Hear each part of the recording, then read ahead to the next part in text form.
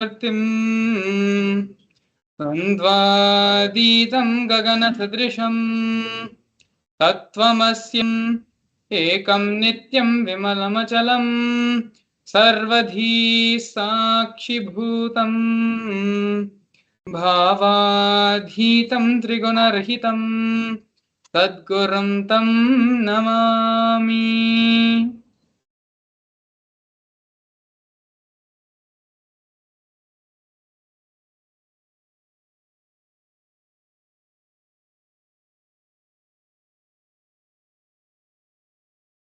Nithyananda everyone, welcome you back to another extraordinary Bhava Samadhi Darshan. This time we are going to be having the Bhava Samadhi Darshan of the Supreme Pontiff of Hinduism himself, of Bhagavan Sri Nithyananda Paramashivam.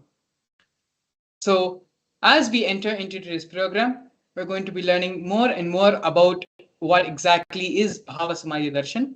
And we have a very special program planned out today, entering into the star gate of Kailasa. We're going to be leading all of you step by step, first with the powerful cognitions, as well as the meditation process to directly help you raise your frequency and be in the same frequency as Kailasa. But before we enter into the program directly, I'd like to share with you news which has come out a couple of days back and which have continuously been going viral on social media as well. The first news is the recognition and the clarifications from Interpol and by a media publication department called the News Minute Media. The News Minute Media has acquired the letters from Interpol directly, stating and debunking all the false rumors and propaganda surrounding the gossip which was being spread that there was an Interpol notice issued against the Supreme Pontiff of Hinduism. The post is there in the Supreme Pontiff of Hinduism's official Facebook page, and you can go and visit it for yourself, and all the references and the official letters from Interpol are listed there directly. So you can see and go and read for it yourself. We have it here being projected on the screen right now. Media reveals the truth about no Interpol notice against the Supreme Pontiff of Hinduism, Bhagavan Sri Nithyananda Paramashivam.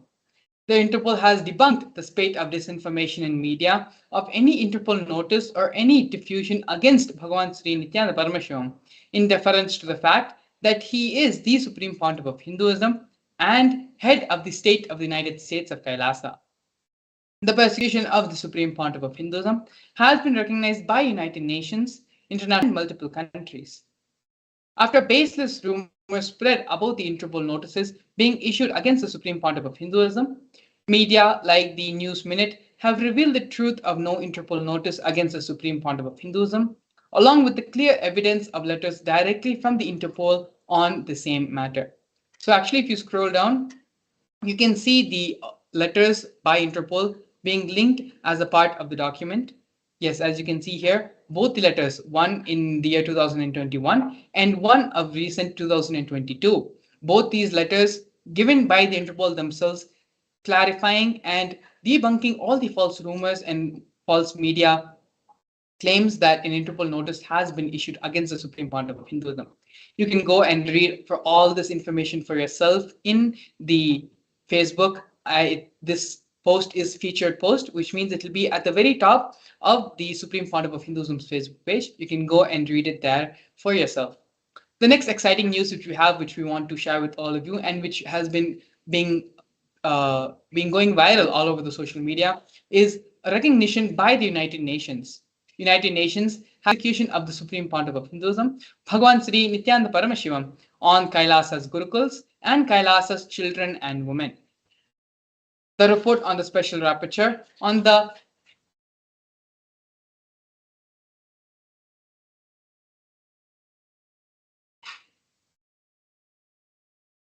report on the special rapporteur on the sale and sexual exploitation of children, including child prostitution, child pornography, and other child sexual abuse material on reparation for child victims and survivors of sale and sexual exploitation. The weaponization of sexual violence targeting women and children, especially of minority traditions, is part of a more pervasive and systematic campaign targeting certain indigenous spiritual traditions minority communities, and their leaders. One such indigenous community is the AIASMT community. Yes, here you can see the from the official United Nations website where these posts and the reports have been published of Kailasa and of the persecution which is being faced by Kailasa and the Supreme Pontiff of Hinduism. Yes, here you can see a report on the sexual rapture on the sale and sexual exploitation of children, including child prostitution, child pornography, and other child sexual abuse material on reparation for child victims and survivors of sale and sexual exploitation. So, apart from this, the other reports which were published on the United Nations were on the Supreme Pontiff of Hinduism and on Kailasa's Nithyananda Gurukul. All of these also are linked in the Facebook page, which this is also a featured post, which means it will be there on the top of the Facebook channel. And if you go and see, you can read for all the reports by yourself, and you can the links where it's being published in the United Nations as well has also been linked in the Facebook post. So all of this is free for you, and please do take a few moments to share this with your friends, family, and social circle as well, spreading the good news and the recognition which the Supreme Pontiff of Hinduism is receiving, that the international bodies are coming to understanding and coming to the realizations of the illegal persecution and the destruction which is happening on minority traditions of Hinduism. And so with this, we're going to be entering into the grand narrative of the Supreme Pontiff of Hinduism, Bhagavan Sri Nithyananda Paramashivam. The Supreme Pontiff of Hinduism was born on the 3rd of January 1978 in the holy town of Tiruvannamalai in South India. The Supreme Pontiff of Hinduism in the year 1981 was given the initiation into the Bala Sannyas, which is the child saint initiation in Hinduism by enlightened beings and masters and the predecessors of the Supreme Pontiff of Hinduism. The Supreme Pontiff of Hinduism was a tender age of 3 when he received this initiation into the Bala Sannyas. The Supreme Pontiff of Hinduism was identified as an incarnation by enlightened beings and masters such as Yogi Raj Yogananda Puri, Vidwan Panduranganar, and the 230th Guru Mahasannidhanam of Tonde Mandaladinam of the Kanchi Mutt. These are the various people who recognize the Supreme Pontiff of Hinduism as the incarnation of Paramashiva and trained the Supreme Pontiff of Hinduism from a young age to revive the Kailasa nation.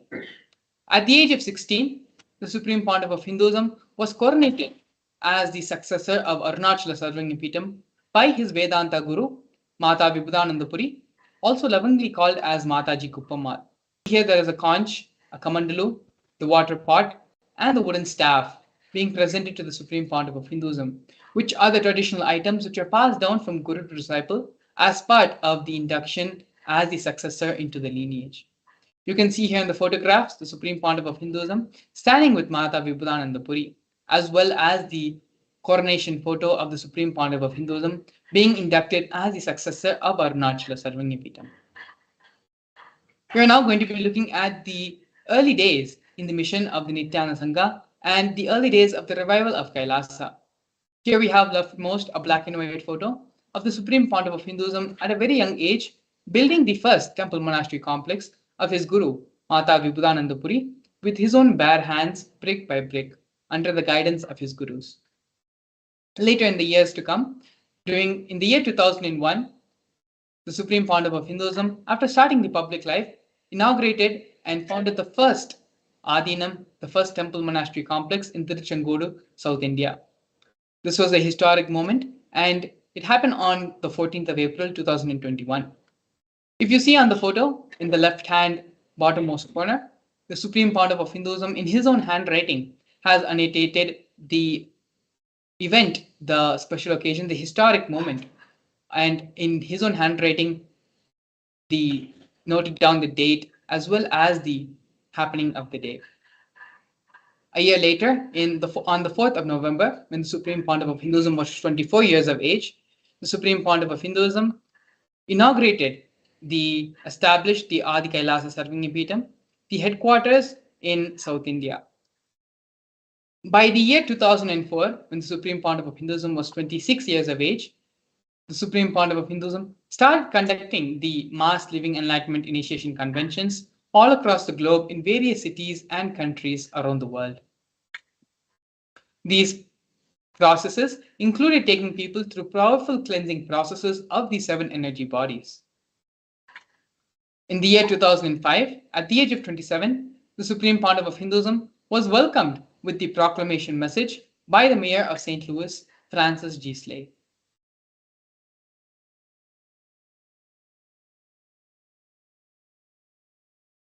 Yes, here we can see more glimpses of the Supreme Pontiff of Hinduism conducting the mass living enlightenment conventions in various parts of the world.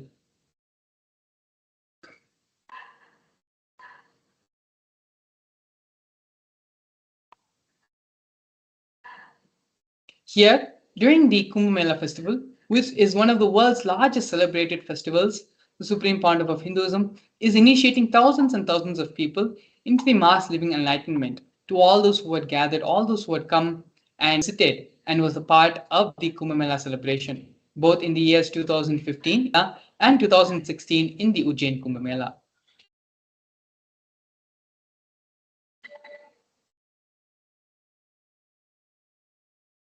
Here we are looking at the various coronations received by the Supreme Pontiff of Hinduism.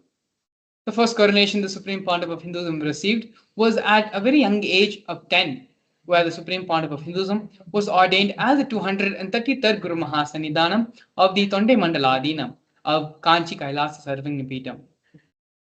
In the year 2004, on December 31st, Supreme Pontiff of Hinduism was coronated as the incumbent emperor of Suryavamshi Surangi Samrajya. In the following years, the Supreme Pontiff of Hinduism was coronated as the present 23rd Guru Mahasannidhanam of Dharmamukti Swarga Paramadinam. In the year 2012, the Supreme Pontiff of Hinduism was coronated as the In the year 2012, the Supreme Pontiff of Hinduism was coronated as the 293rd Jagat Guru Mahasannidhanam of Kailas Sonatha Shyamalapita Sarvagnapeetham. In the year 2013, the Supreme Pontiff of Hinduism was coronated as the present Mahamandaleshwar, which is the supreme spiritual head of Mahanirvani Akhada, which is the largest apex monastic order. In the year 2013, again, the Supreme Pontiff of Hinduism was coronated as the 1008th Acharya Mahamandaleshwar, which is the head of all spiritual leaders of the Atal Akhada, which is the ancient apex body of Hinduism. In the year 2015, the Supreme Pontiff of Hinduism was elected as the Supreme Pontiff of Hinduism by a congregation of over 1,000 Hindu pontiffs, Hindu leaders.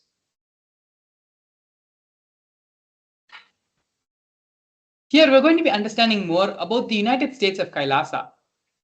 Kailasa is a macrocosmic ancient Hindu enlightenment nation whose vision is living enlightenment for all of humanity.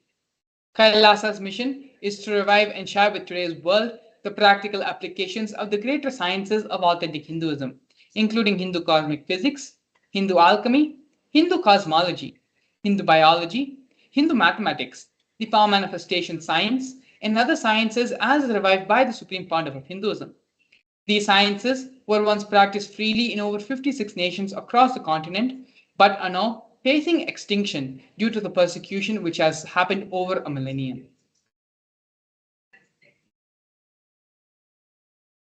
Here we're looking at the 108 Sri Kailasas Uniting Nations initiatives, which are to support a variety of humanitarian services, which collectively allows for the creation of an enlightened, peaceful, sustainable, equitable, resilient. One of the projects which we're going to be looking at, which is initiated by Sri Kailasa Uniting Nations, is the No Hungry Home project offered by Sri Kailasa Uniting Nations for nutritious food and a hunger-free world.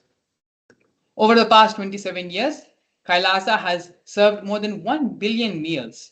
Every month for the past 27 years, the Hindu ASMT community has organized 3 million Annadan services, which is the free organic meals as per tradition, and has served in religious gatherings to everyone without discrimination. Almost up to 10,000 meals are served on a daily basis free of cost, and this number rises to 100,000 on festival days. As you can see here in the various photographs, the Supreme Pontiff of Hinduism himself is actively involved in the Annadan service, with his own hands serving many of the devotees and disciples who has gathered.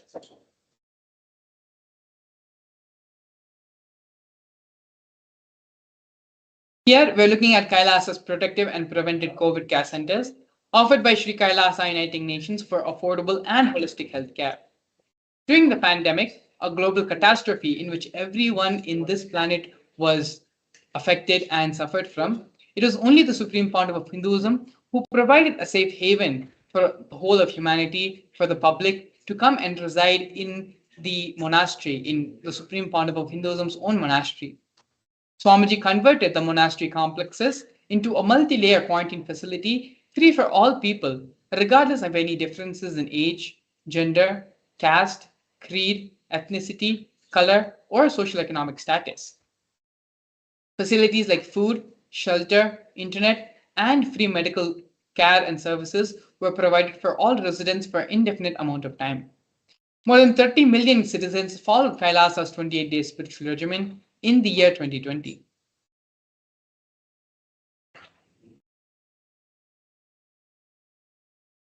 Here we have the offerings of the Nithyananda Hindu University and the Nithyananda Gurukul by Sri Kailasa Uniting Nations for education reform and development.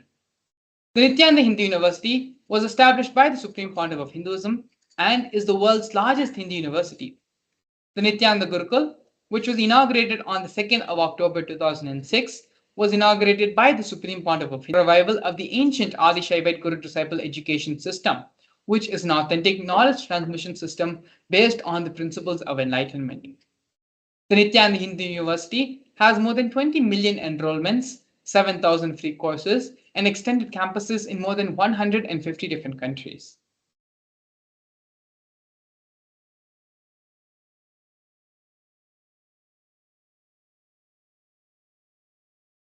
Here we have Sri Kailasa Uniting Nations for the protection of Hindu scriptures, offering the Nithyananda Jnanalaya project and the Hinduismpedia.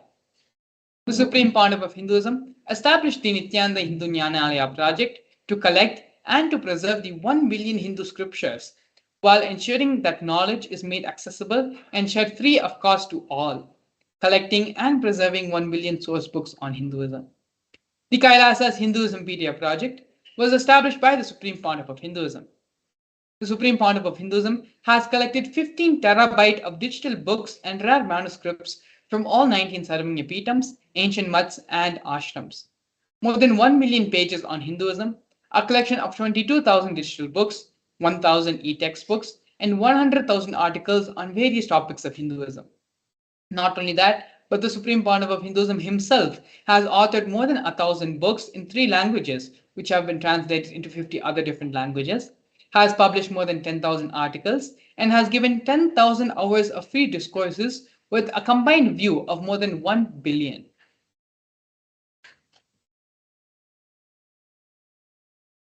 Here we can see Sri Kailasa Uniting Nations for Global Peace and Religious Harmony, offering the confluences for world peace. In the year 2009, the Supreme Pontiff of Hinduism organized a month-long peace walk covering 1,000 kilometers and 1,000 villages to bring together in harmony from all walks of life, to promote feeling connection and oneness among people. And during the walk, health camps were conducted in villages along its path. As you can see here, thousands and thousands has gathered for the religious peace walk.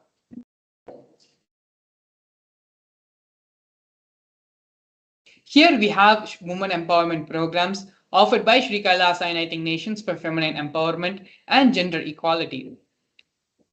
Kailasa's Yogini Sarvanya Peetam is the establishment of yoga and meditation universities to empower the quality of life and emphasis on life solutions through Vedas and Agamas, empowering the indigenous rural women, fighting against wrongful gender stereotyping, gender-based violence, and lack of inclusive quality learning environments. Some of the other initiatives also include Kailasa's Nityananda Lakshmi, which is a microfinancing service, Kailasa's Ankita program, providing foundational literacy about the workings of various basic community services and infrastructural establishments. Kailasa's Ashriya program, providing vocational training programs to rural and indigenous women to provide equal opportunities and access to independent, self-sufficient financial environment. The Supreme Pontiff of Hinduism has revived the Vedic feminism in Kailasa, where more than 80% of the leadership positions are occupied by women.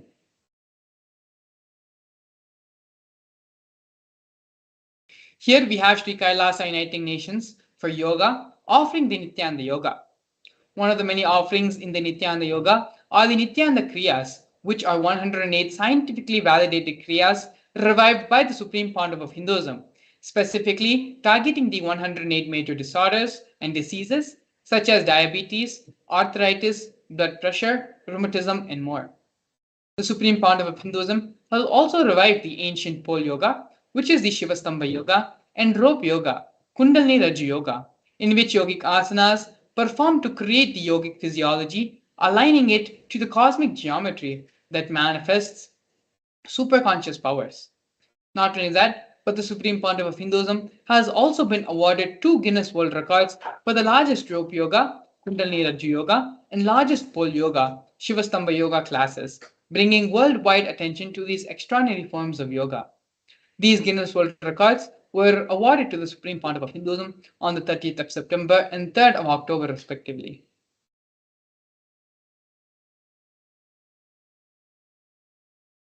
The Supreme Pontiff of Hinduism, despite being heavily persecuted continuously for over a decade, has in his unwavering intention, commitment, and action in building the only Hindu nation, the sovereign state of Sri Kailasa, to protect, revive, and preserve Hinduism, the most ancient, most peaceful, still living, and long lasting demonstrable system that shows the possibility of a peaceful coexistence amongst people.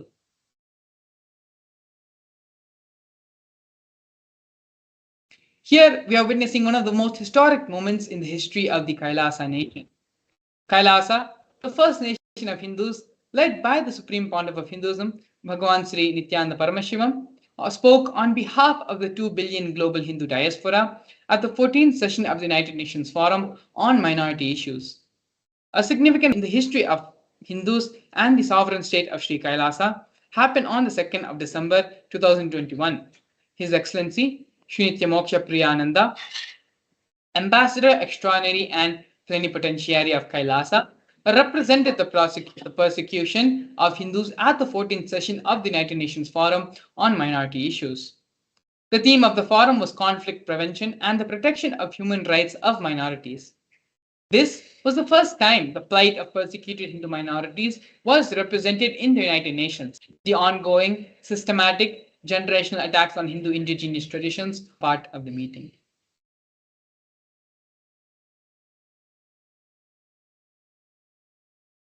Here, we're looking at the intense lawfare and illegal harassment and unlawful persecution which has been ongoing on the Supreme Pontiff of Hinduism for more than a decade. Over 70 assassination attempts and physical attacks have been made on the Supreme Pontiff of Hinduism in India as well as in abroad. 40 attacks on community members, destruction of monasteries and temples, over 60 incidences of attacks, molestation, and rape of women and women monks, intense lawfare through the 100 false legal cases being put on the Supreme Pontiff of Hinduism, intersectional persecution using the entire government mechanism, politically owned media, police, judiciary controlled by politicians, and inciting mob violence through social media. These are just but a few of the many anti-Hindu elements, anti-spiritual elements had tried to illegally persecute the Supreme Pontiff of Hinduism.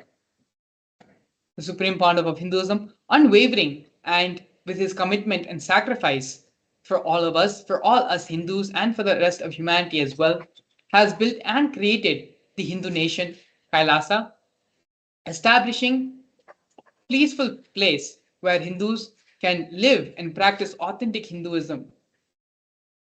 One of the major contributions this Hinduism is making for the superconsciousness growth of the whole world is the power manifestation science. In this next segment, we're going to be looking at the power manifestation science, how power manifestation works, as well as the scriptural references of power manifestation, and a live demo where here during this program in the next segment, we're going to be seeing a live demonstration of the powers of third eye, and specifically the power of consciousness over matter. So stay tuned. We'll be back after a short break to demonstrate the science of power manifestation and to show the live demonstration of these powers. A more intelligently connected world leads to a brighter future. An enlightened humanity leads to. During the Paramashivam program, we help people to discover their possibilities and help them to find and achieve the true purpose of their birth by giving them the techniques, practices, and methodologies from the Vedagamas, the original source scriptures of Hinduism. The Supreme Pontiff of Hinduism is reviving the ancient original Vedas and Agamas in all its glory, in a user-friendly way for the modern mind. The Supreme Pontiff of Hinduism is transforming human beings into divine beings, reviving, initiating, and replicating the 463 powers from the Agamas revealed by Paramashiva. The Supreme Pontiff of Hinduism is not just giving solutions for every problem man faces, but is making them irrelevant to their lives, human beings into divine beings. Listen. Any argument presented by your mind, body, your present reality to establish you are not Paramashiva, you are not omniscient, omnipotent, omnipresent. Anything presented to prove you are not Paramashiva is illegitimate. Decide this. This is super determinism. Understand? Anything you declare as illegitimate will lose power over you, will die in few days, few minutes, maybe in few weeks, whatever few days it takes. It will not have power over you. Understand, this is the method for sudden enlightenment. This is the method for sudden enlightenment. It happens by the Shaktipada. Here Paramashiva is sitting to tell you, you are Paramashiva, you are me, with Shaktipada and Shakti. The Dvitiya Vijnasa Krama is an extensive and thorough yoga sequence to prepare your body to receive the experience being given by the Supreme Pontiff of Hinduism. Through the yoga, which is aligned as per the source scriptures laid down by Paramashiva and the Agamas, you break all the impossibility in your body, in turn break the very cognition of impossibility.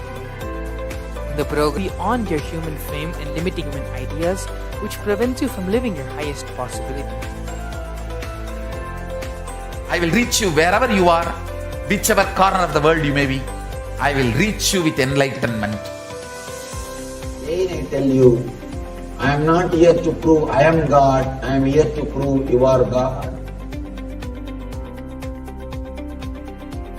Don't wait to become divine. Register now at paramashivoham.org.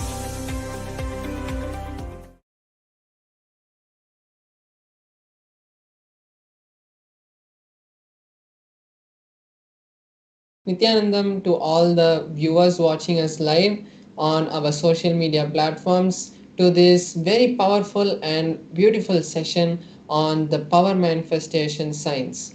So in this session we're going to have a beautiful segment where we're going to understand the science of power manifestation, how power manifestation can be useful in our life, and what is the difference between the siddhis and the shaktis, the source of these powers, and ultimately we are going to be having a live demonstration of the powers of Paramashiva. So now let us enter into this segment. So first let's understand the science behind the power manifestation, how these powers have been given to the humanity by Paramashiva. In the source scriptures, the Vedagamas, Paramashiva reveals in elaborate detail that every human is hardwired to manifest the 463 Shaktis of Paramashiva. Manifesting Shaktis are described in a detailed Manifesting Shaktis are described in a detailed systematic method for human beings to explore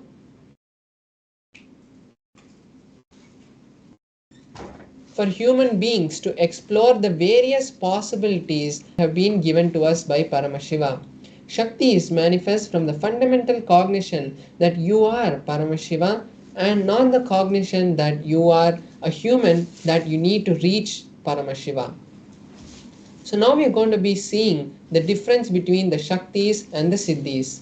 Shaktis express from the space of enlightenment, whereas the Siddhis manifest from the process when you perform various penance and you are striving for enlightenment. Some things that manifest at that time are the Siddhis. And the Shaktis are permanent, whereas the Siddhis are not permanent, and the Shaktis manifest through any human being, whether they are of any caste or any race or any background. After the initiation of the enlightened master or the incarnation, any human can manifest Shaktis, whereas the Siddhis can only be manifested after lots of penance, and it diverts us from the path of enlightenment.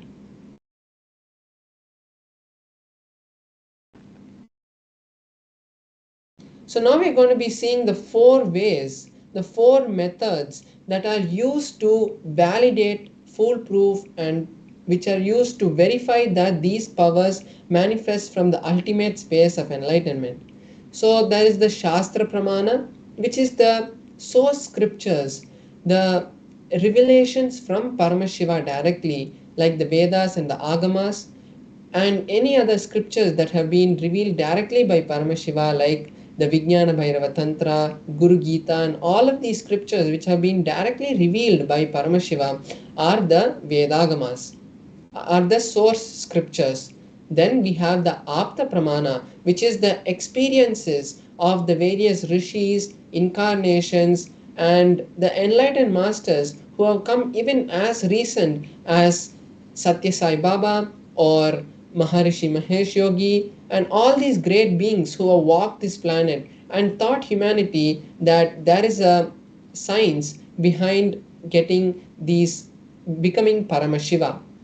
Then we have the time-tested, foolproof experiences of the Supreme Pontiff of Hinduism, because every time the Supreme Pontiff of Hinduism had experienced something, he verifies it with the Shastra Pramana, which is the source scriptures, and then with the Apta Pramana, which are the experiences of the various enlightened beings who have come before us, and he verifies it with that, and after that he shares it to the world as his Atma Pramana.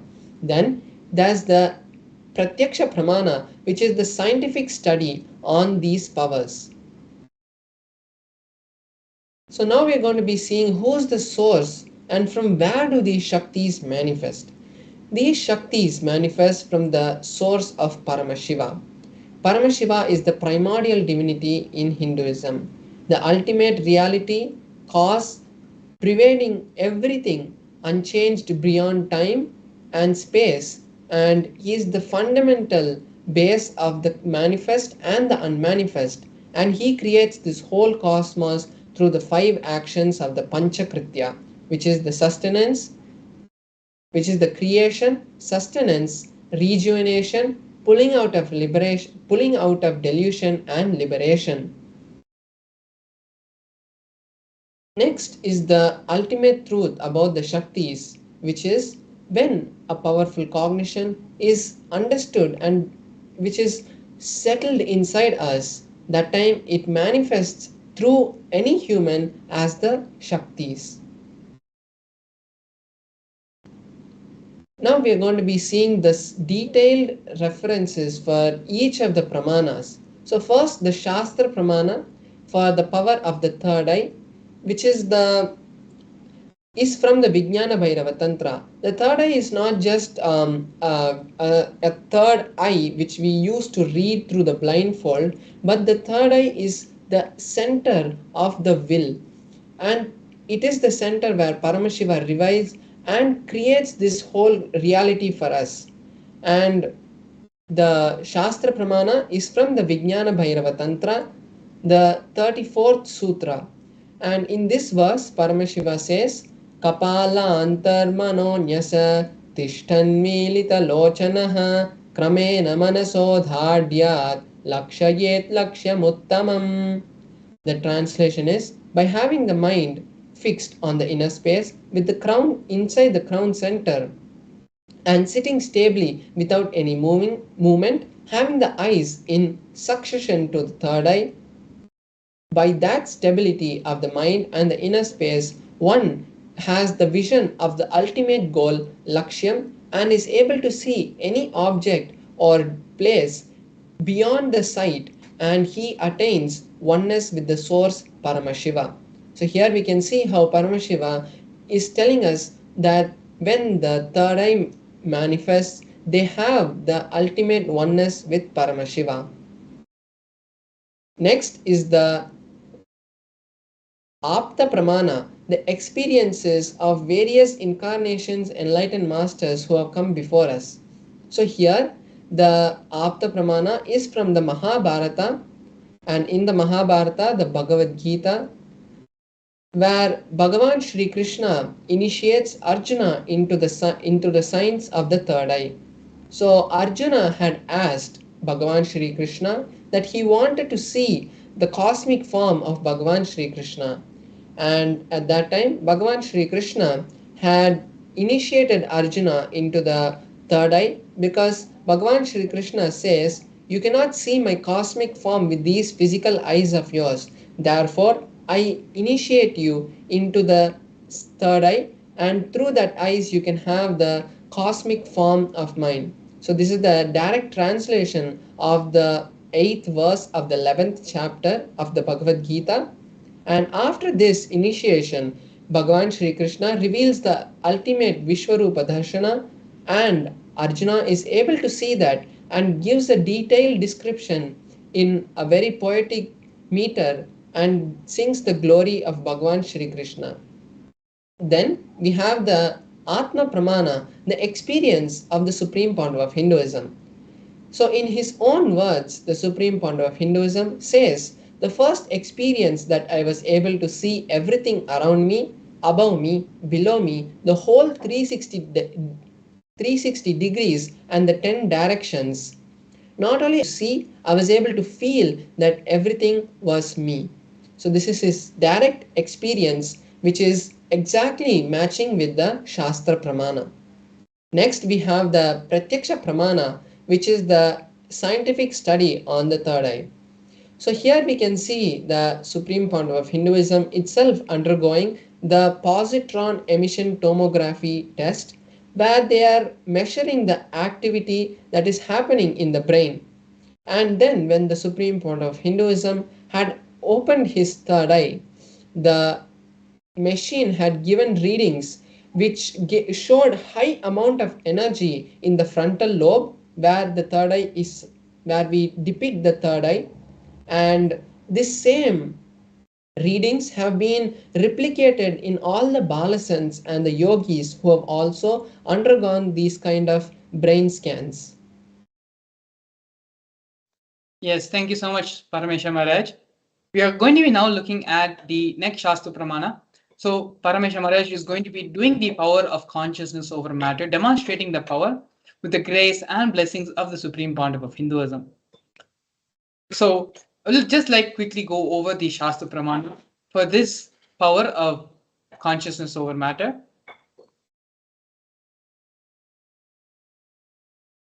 Kvachid vastuni vinyasya shaineerdrishtam nivartayet tajnanam chinta sahitam devi shunyalayo bhavet. Bhagavan Paramashiva says, having fixed one's eyes on a particular object, vastu, one should slowly withdraw the sight from the object, as well as slowly eliminate the knowledge of that object along with the thought and impressions of it.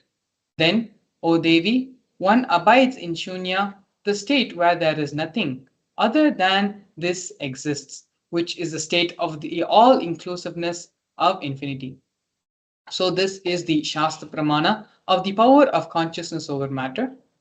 And so now we're going to be seeing a live demonstration of this power of consciousness over matter, where Paramesha Maharaj will be connecting with Swamiji and chanting the Mahavakya mantra.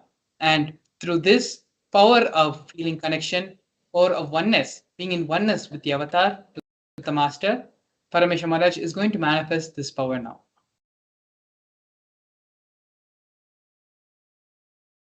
Yes, so now we can see the Atma Linga, which we are going to be using to manifest the power of consciousness over matter.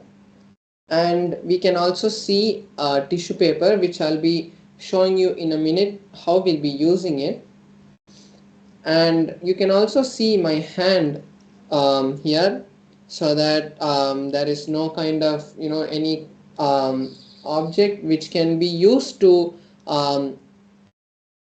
pull the Atmalinga or make any movement in the Atmalinga. So you can see that there's no kind of glue or no kind of strings which are there. So you can see till my wrist also.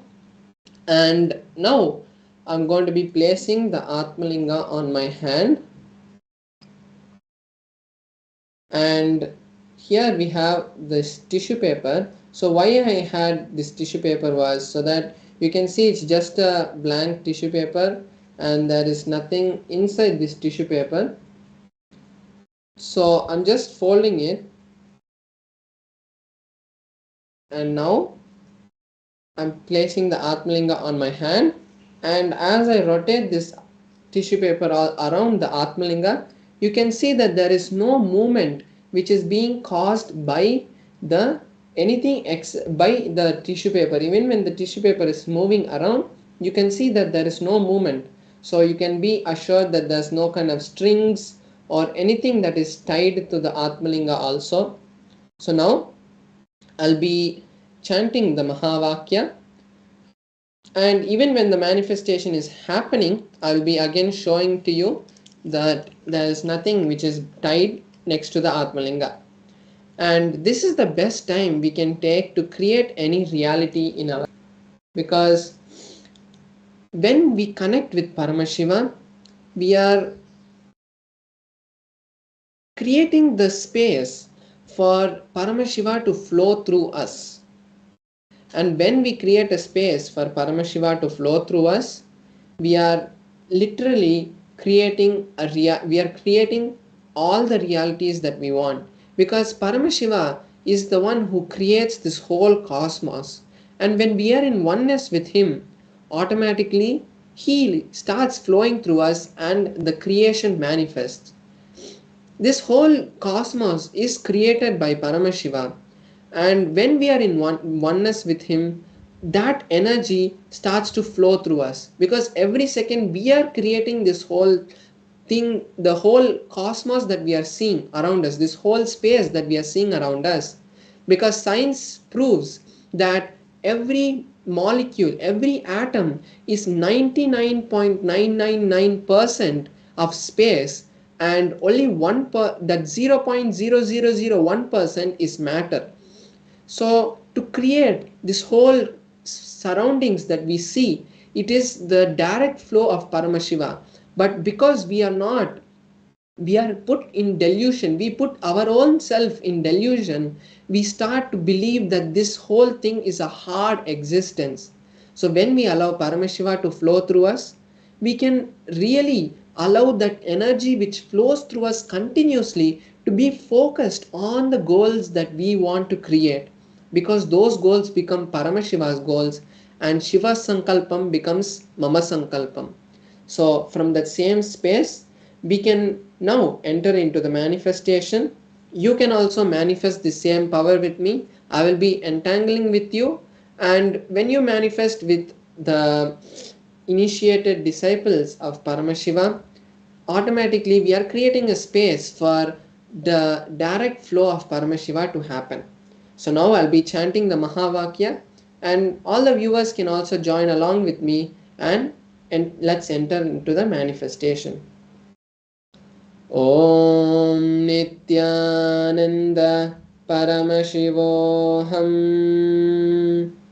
Om Nithyananda Paramashivoham. Om Nithyananda Paramashivoham. Om Nithyananda Paramashivoham. Om Nithyananda Paramashivoham. Om Nithyananda Paramashivoham. Om Nithyananda Paramashivoham. Om Nithyananda Paramashivoham. Om Nithyananda Paramashivoham. Om Nithyananda Paramashivoham. Om Nithyananda Paramashivoham. Om Nithyananda Paramashivoham. Om Nithyananda Paramashivoham. Om Nithyananda Paramashivoham. Om Nithyananda Paramashivoham. Om Nithyananda Paramashivoham.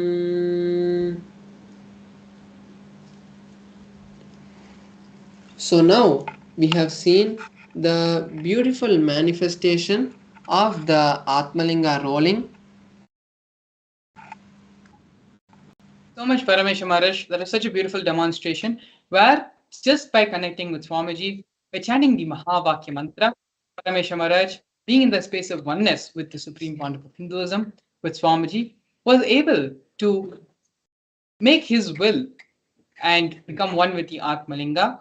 And the decision of his will, he was able to align it to the decision to the Atmalinga and manifest the will, manifest the power of consciousness over matter. These are just one of the many powers listed in the Vedagamas. Paramashiva lists a total of 463 powers, which is possible by any individual. All that is needed is just the simple integrity with the master. That is the beauty of Paramashiva's Shaktis. It is only the integrity which we have with Swamiji, which we have with the Avatar, which we have with Paramashiva, which is enough to manifest these powers. And like how Paramesha Maharaj had earlier shared in the program, when we were giving the introduction about the power manifestation science, Shaktis only lead you further and further towards you realizing your space of oneness, you becoming one with the cosmos, becoming one with Paramashiva. And what better way to understand and be in the space of oneness with Swamiji than today, when we're going to be having the direct darshan, the Bhava Samadhi darshan of the Supreme Pontiff of Hinduism, Bhava Samadhi of Bhagavan Sri Nithyananda Paramashivam. And so, as we enter into the next part of the segment, we're going to be learning about the advent of the Supreme Pontiff of Hinduism, advent of the Avatar on this planet, how Swamiji happened, the story and Leela of that.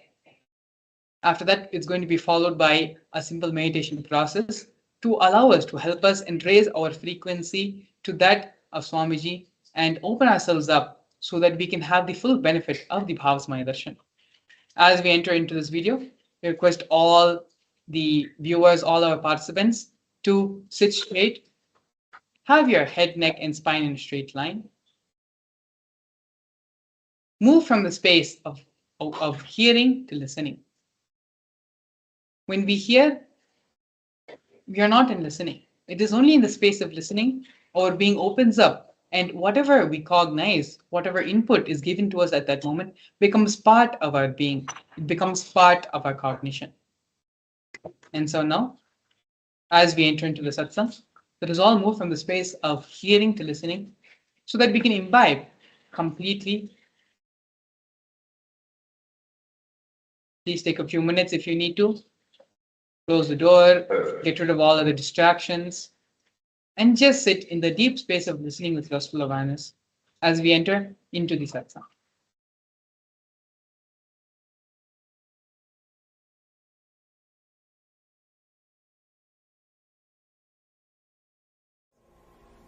Why incarnations happen on the planet Earth?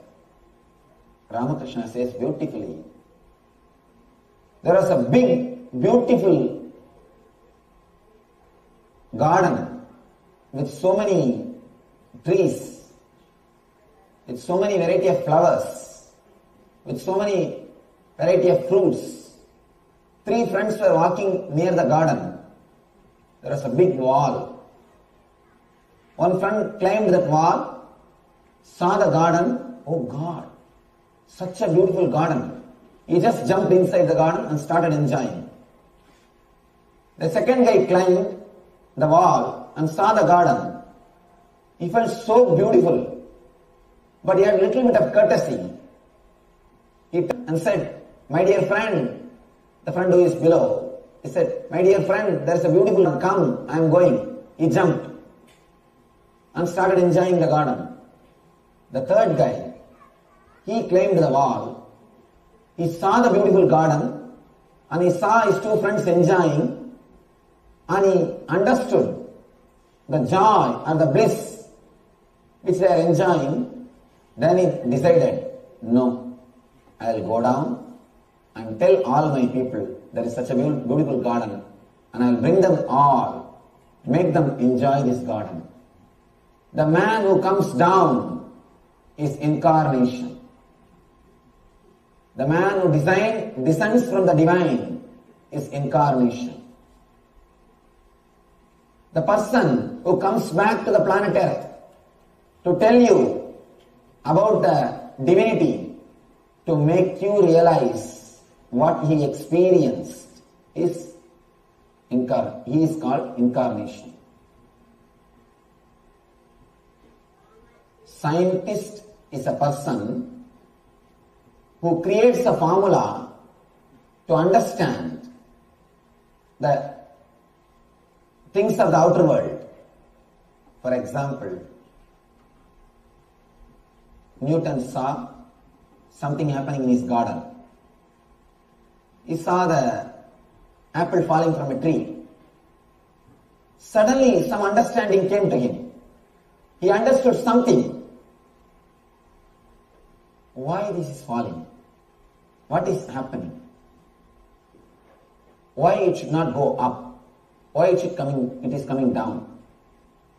He started thinking. Some understanding happened to him. The glimpse of truth happened to him at that moment. Immediately, he analyzed, created a formula so that everybody can understand what is happening when things fall. Theory of gravity. He created a formula. Scientist is a person who creates formula for the outward things, for the things of the outer world. Same way, mystic, spiritual mystic, enlightened person is a person, master is a person who creates the formula to reproduce the inner world experiences. Scientist creates a formula to reproduce the outward experience, the outer world experience. Master is a person who creates a formula to reproduce the experiences of the inner world. Meditation techniques are the formulas. Incarnation is a person who can directly give the experience without even using the formula. All these great incarnations are coming down to the planet Earth to give the spiritual experience, to make people realize that they are divine, to make people experience they are God, to tell the people the other side is beautiful, there is a very big garden, come let's go and enjoy. Incarnation is a person who has come down, descended to teach divinity to the world. The Magara, crocodile, fish, all these jivas, they lay the egg, the banks of the river, close it with mud, just by the constant remembrance hatches the egg. Please understand. The Brahmi, bee, makes worm into bee by the sound, teachings. The hen makes the egg into chicken by the physical presence, touch, initiation. Keeping in the breathing space and initiation, the physical touch.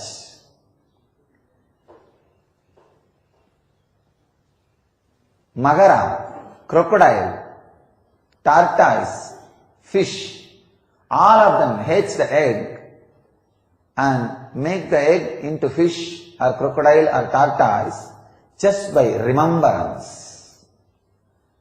Master hatches you through all these three. Through his teachings, first level.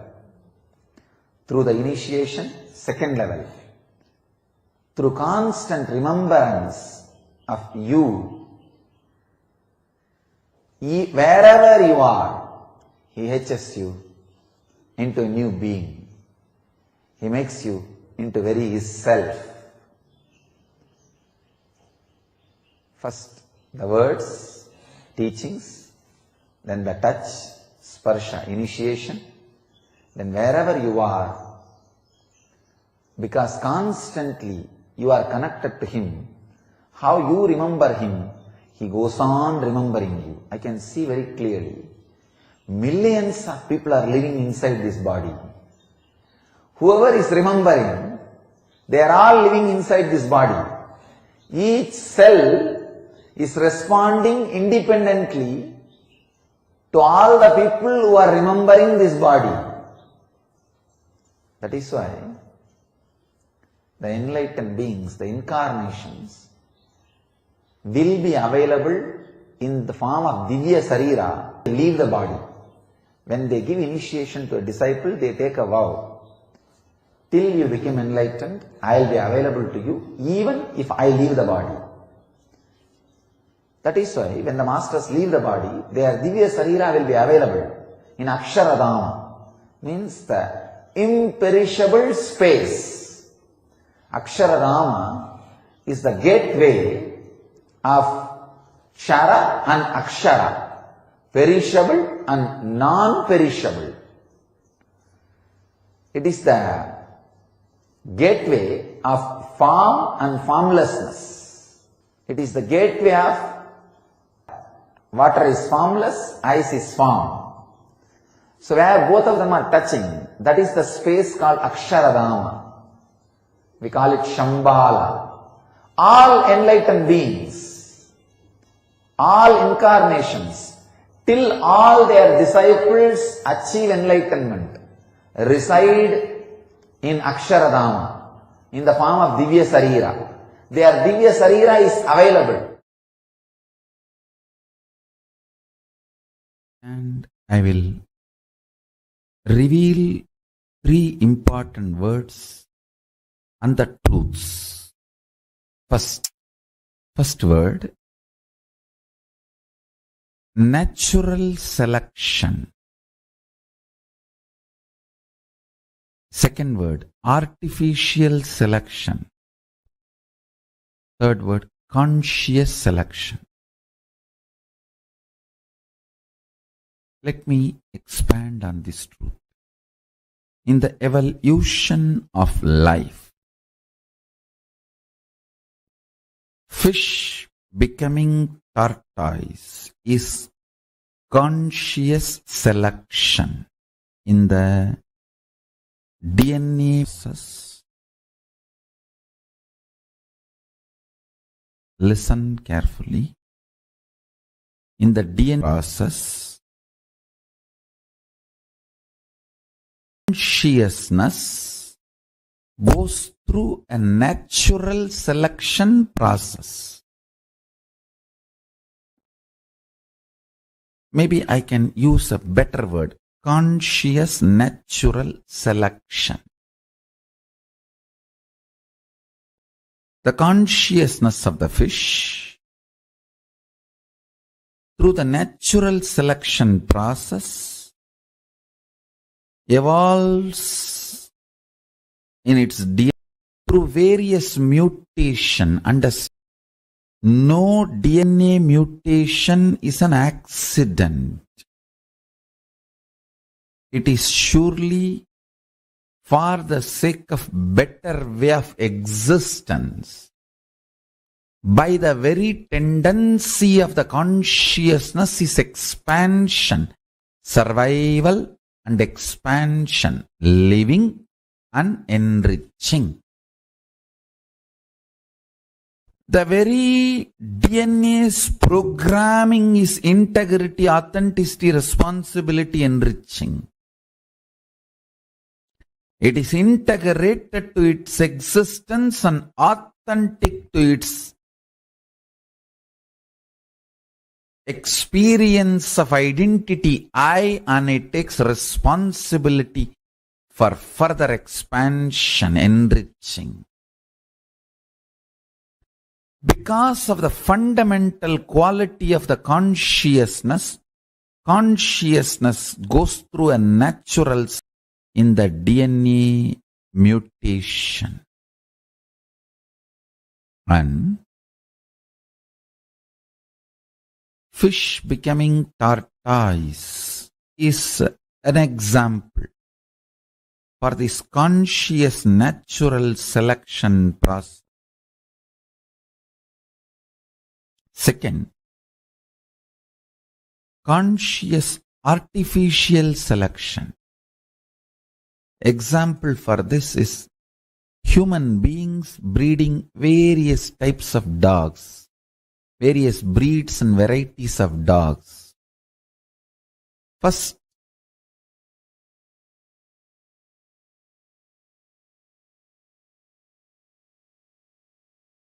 you understand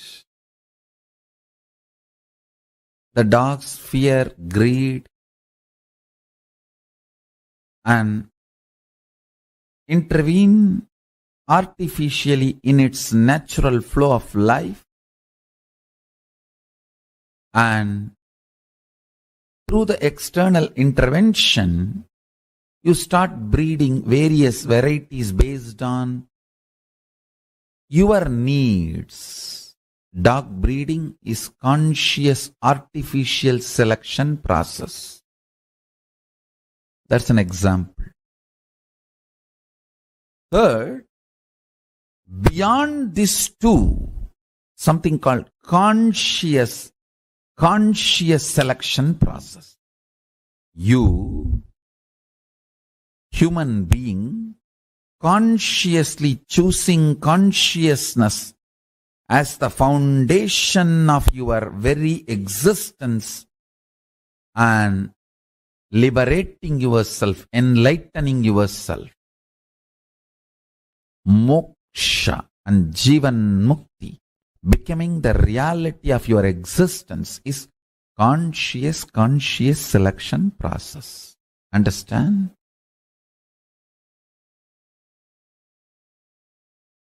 For this process, an incarnation happens.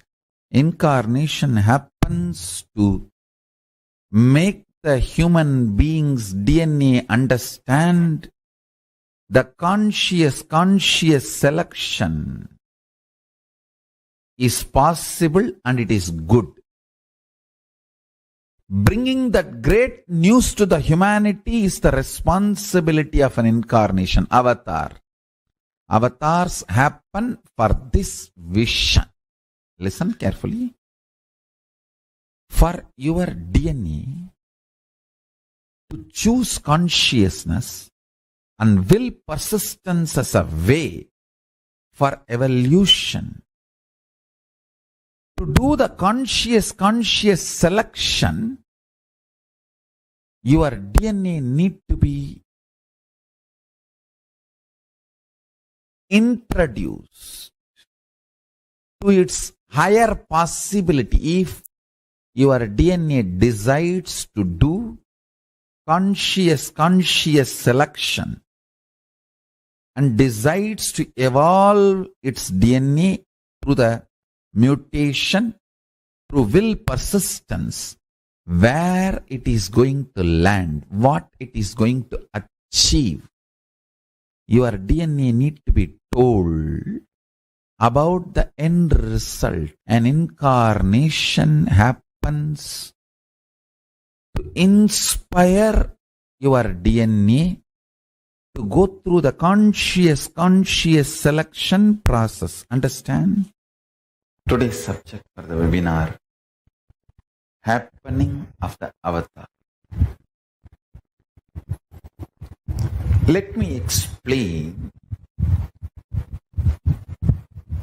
the multiple reasons for why avatars happen. First, whenever there is a serious danger for the Srishti, whenever there is a serious danger for the life itself, whenever life needs to be pushed to the next level, whether DNA need to have a quantum jump in its natural selection process or conscious breakthrough need to happen. For example, in the natural selection of DNA process, fish evolves as tortoise, tortoise evolves as pig, pig evolves as man, animal, Narasimha. Then you need superconscious intervention to push the natural selection process of DNA to have a quantum jump. See, from man, animal, jump to an animal, listen carefully. From man, animal, jumping to an animal without consciousness is easy. It may have the form of a man, but it will not be completely carrying the consciousness of a man. So, from man, animal, if the jump has to happen to man, human being, not just DNA need to evolve through its natural selection process, conscious intervention is required. That is why when Vishnu comes as a man animal, Narasimha, and pushes the natural selection process of DNA to the next level, Paramashiva comes as Sarabeshwara and pushes the conscious intervention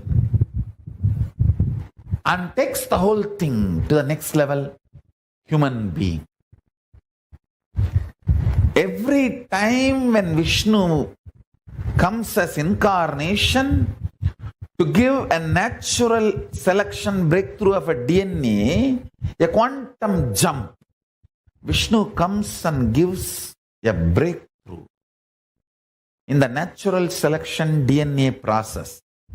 Paramashiva comes and gives a breakthrough in superconscious level. Purpose of my incarnation is to get the attention of scientists to study the non-material, superconscious happenings which is not perceived usually by the five senses, and the small definition of the proof of existence needed to be expanded. Understand? What you call as proof of existence is too small. The definition of proof of existence is too small. Scientific community need to expand the definition of the proof of existence, one, and should start studying non-material phenomena and happening, superconscious happenings and phenomena, attracting the attention of the scientific community to that phase of non-material phenomena and happening, superconscious phenomena and happening is the purpose of my happening. Understand? Paramashiva will do it. He is doing it and he will do it. If science puts little time and energy and attention to study the non-material happenings and phenomena, superconscious happenings and phenomena, I tell you, we will have the growth in next 1 decade, 10 years, which we have not achieved in last 2000 years of existence. If we put little attention in this direction of non-material existence and phenomena, superconscious existence and phenomena, we can easily understand the whole Hindu literatures, Idigasa, all the Hindu traditional source scriptures of Shruti Smriti, its recordings of history, recordings of cosmological discoveries, recordings of amazing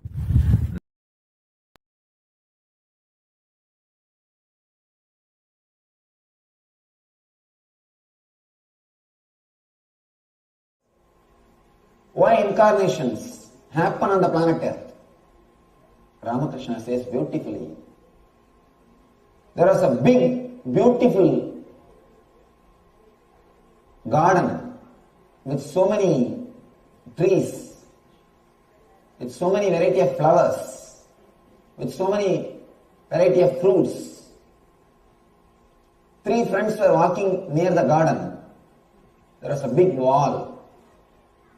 One friend climbed that wall, saw the garden. Oh God, such a beautiful garden. He just jumped inside the garden and started enjoying. It will be history.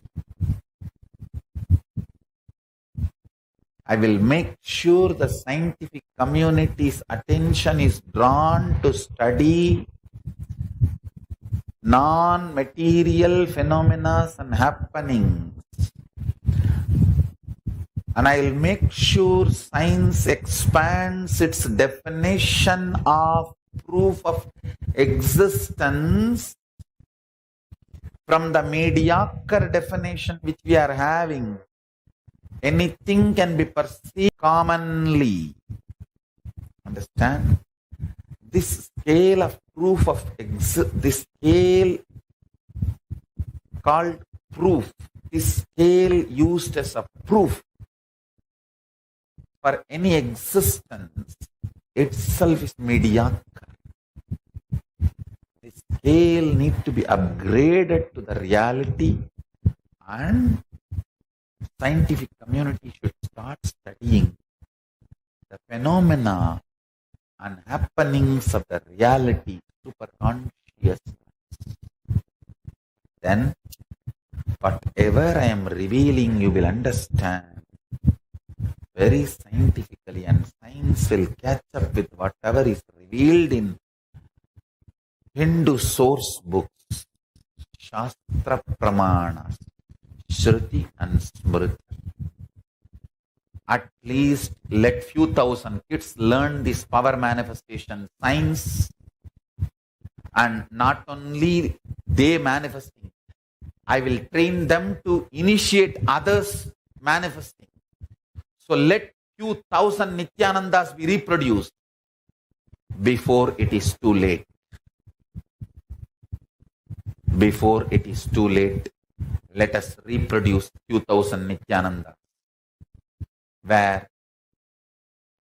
this power manifestation, science is kept alive. Oh, Hindus, enough. You guys have had a silly conversation and judged me. I am not attacked because of my so-called right wrong, keeping this science of enlightenment of Hinduism alive. Oh, Hindus, wake up. Anti-Hindus know my potential before Hindus know my potential.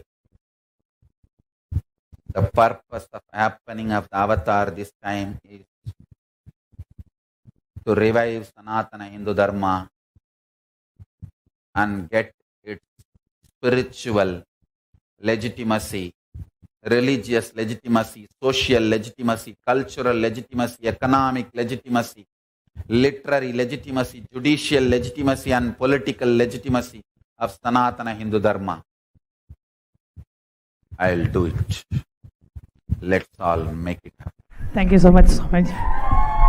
Swamiji, the next question I have is specifically for all the people who are watching you on YouTube. There are like 1 million people who are watching you on YouTube and another 1 million people who are following you on Facebook. Now, for somebody who has never met you, never met you physically, not attended any of your programs, not taken your initiation, but they are sitting out there in some part of the world, connecting to you through your videos. They feel immensely connected to you. Do you recognize them as your disciple? How do you know that they are sitting there, or do you? Of course you know, but how is that whole process happening? Understand, this is only one of the rooms I am using. This is only one of the quarters I am using.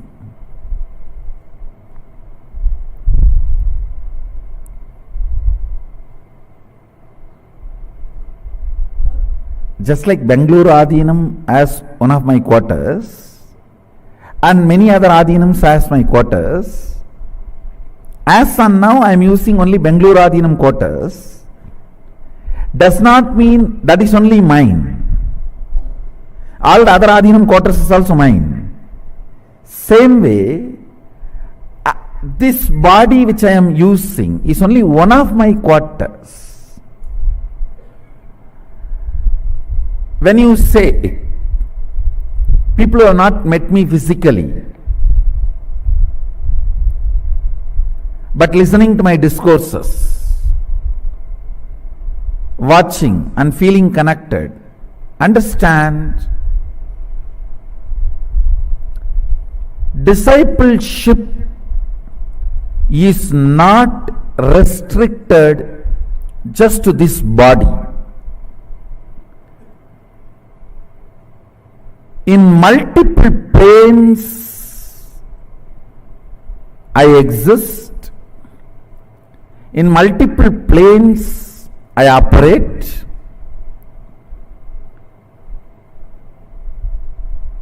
Each one, the way they are connected, the same way they get the response.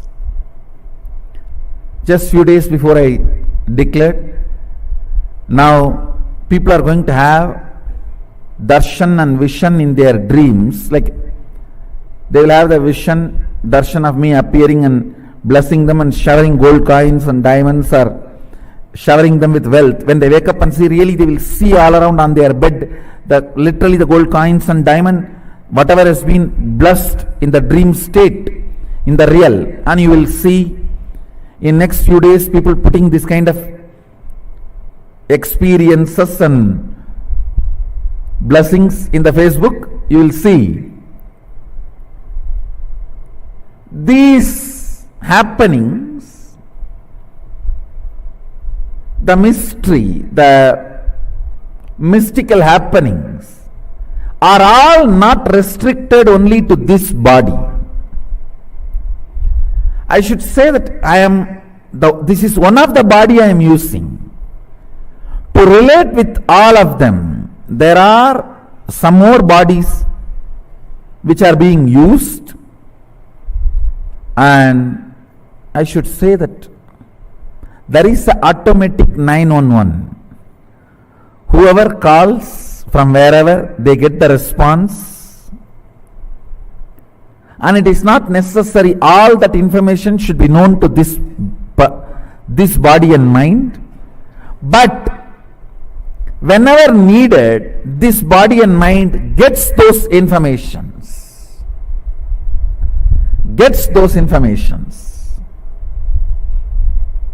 And whatever is needed gets done through this body.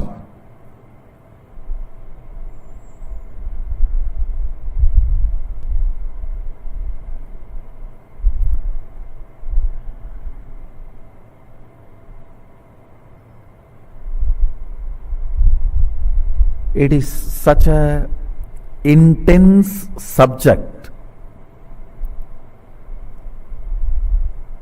Maybe I'll use few more examples and give you an understanding. In various planes, like in dream state, the body of Nithyananda is different. In the deep sleep state, there is another one body. In the waking state only you are seeing this body, and Turiya there is another one body. In Turiya Atita there is another one body. In all those states, the bodies which are being used, they all respond automatically from the calls received in those planes. So this body is only one of the centers I am using. That is why when people call, pray, automatically they get the response. When it is brought to me, I download what has happened during that time and give them extra information, that's all. But I myself, this body and mind does not necessarily need to be involved during the prayer or the answer.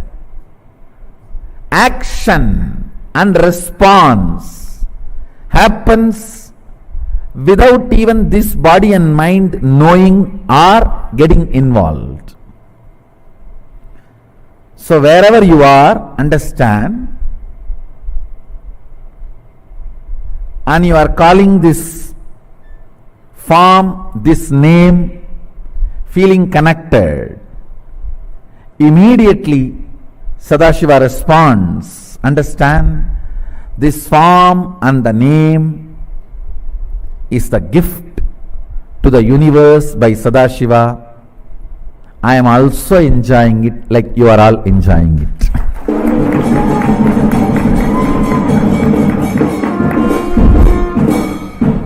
This name and this form is the gift to the universe from Sadashiva.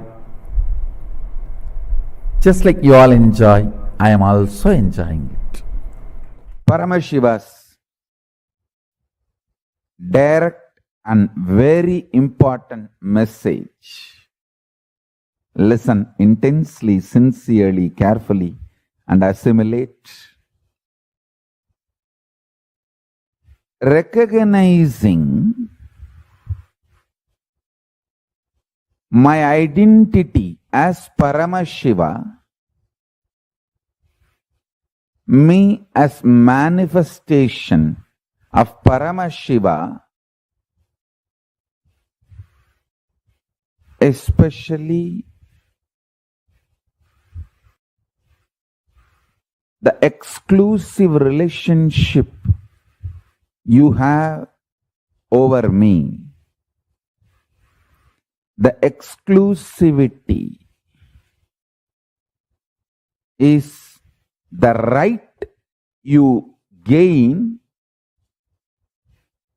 the moment you recognize my identity. And exclusivity and intensity, exclusivity and intensity in the relationship is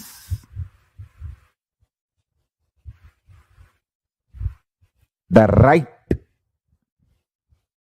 you gain the moment you recognize, the moment you cognize my identity as Paramashiva. Understand? Listen to this very intensely. Keep two mirrors.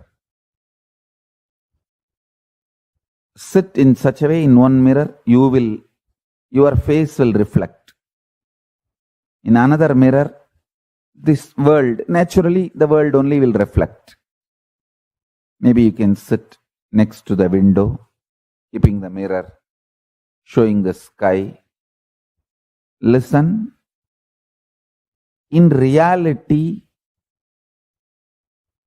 both mirrors are mirroring two different phase of you. How much you feel you are your body, how much that is true, more than that you are cosmos is true. You are part of this cosmos. You are verily, if I have to make more proper statement, you are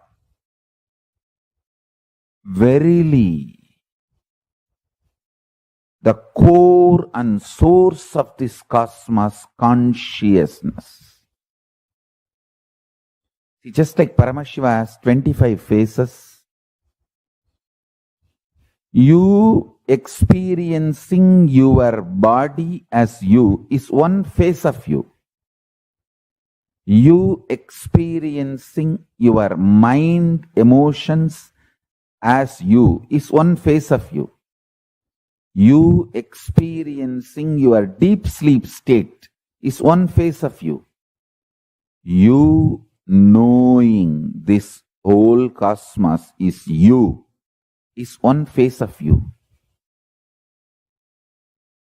Understand, if you recognize my identity as Paramashiva, you will recognize your identity as Paramashiva.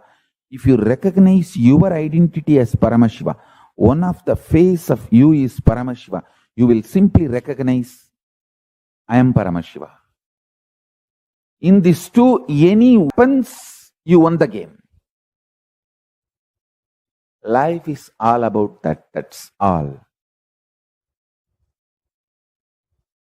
Life is too simple. It's all about living after recognizing your identity or my identity as Paramashiva. That's it. I tell you. When I recognized Arunagiri Yogeshwara, my guru's identity as Paramashiva, I said, Shivaya Namaha. When I recognized my identity as Paramashiva, I just said, Shivoham. Understand? Living either as Shivaya Namaha or Shivoham.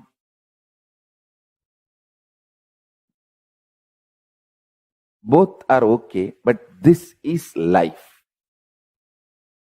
Life is too simple. Understand? Amazing. My identity as Paramashiva is literally living enlightenment, conclusion,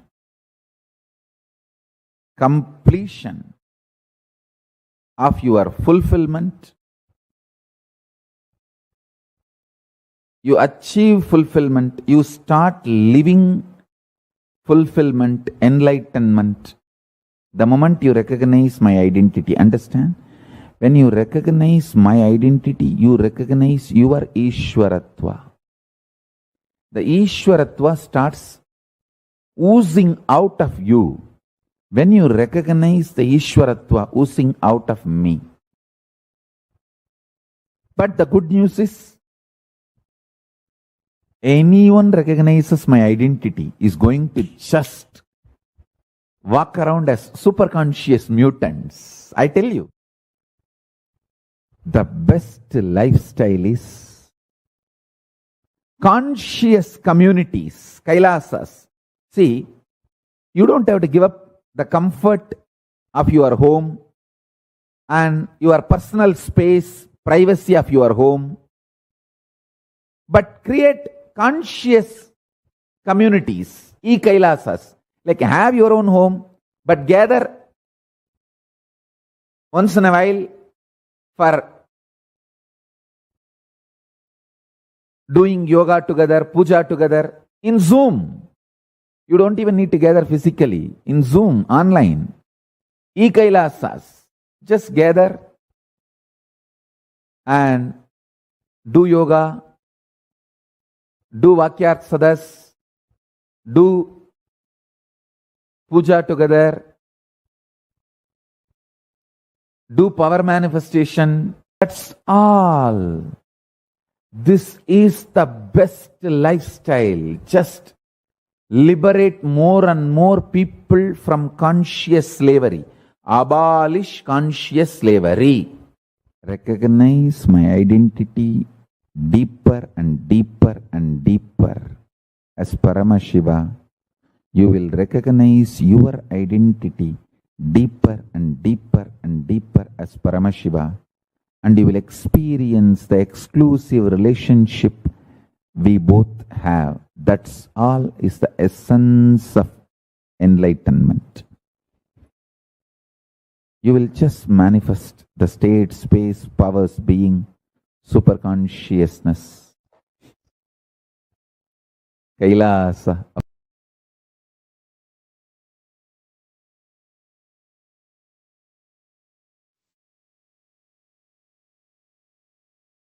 Yes, very beautifully, the Supreme Pontiff of Hinduism, through a series of various discourses, various satsangs, has expanded on the concept of not just the concept, but expanded the reasons behind why avatars happen on this planet Earth. When an avatar happens, what is the avatar mission which he does? How he raises the superconscious energy of humanity to a whole different level. The Supreme Pontiff of Hinduism also shed some light on how an avatar functions. I mean, the question was asked, does everywhere when people say that miracles have happened in their life, that they had Swamiji's presence in their life, how is Swamiji attending to so many people across the globe continuously, parallelly, simultaneously? Even for all these questions, the Supreme Pontiff of Hinduism very beautifully gave an answer. The unlimited compassion, the ultimate compassion the avatars have when they land and take the human body, the human form, is something which is extraordinary and something which even how much ever we can sit and try to contemplate and try to, it just goes a step further, it goes a step deeper. It goes to a state where magic. Now, we're going to be entering into a small meditation to help us to raise the level of our superconscious energy, to help us to open up ourselves, our inner space, our being, so that we can receive the Bhava Samadhi Darshan completely. We can have the full benefit of the avatar in our lives. We're now going to be entering into the meditation process. I request everyone to please sit straight.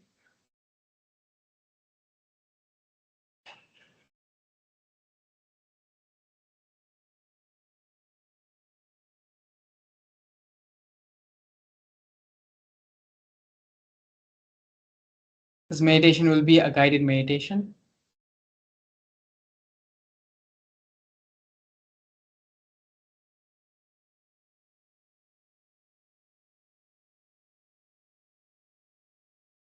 Please sit straight. All the distractions or anything which may be cause a distraction to you, put everything away right now and bring yourself to be completely centered and focused here.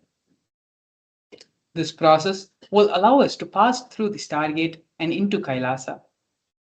This meditation is the bridge, is the Stargate, so that we can experience Kailasa, the doorway to experience Kailasa.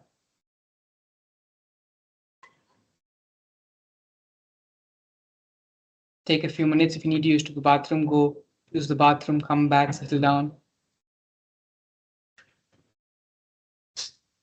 Settle down. Doing this meditation sincerely and deeply will allow the full benefit of having the avatar in our lives to happen in us.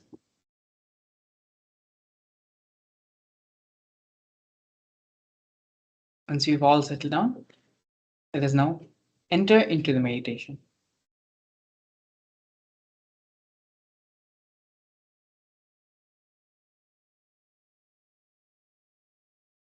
Now, whoever has recognized or decided to recognize my identity as Paramashiva, actually, even if you consciously decide, I am deciding, I am going to recognize Swamiji's identity as Paramashiva, even that is enough. Even if you decided, sit. Now, I'll open the Stargate portal for Kailasa. Listen. Sit unclutched. I'll simply move you to Kailasa in Nirvikalpa Samadhi. You consciously decide to unclutch as much as you can.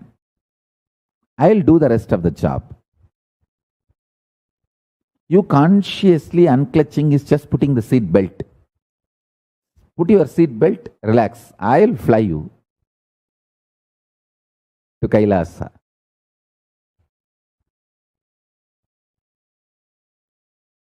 Absolutely safely.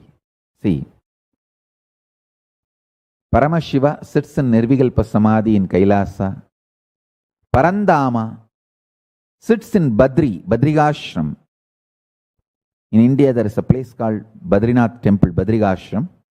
Parandama, Vishnu sits in Samadhi, Nirvikalpa Samadhi in Badrigashram. Brahma sits in Nirvikalpa Samadhi in Pushkar.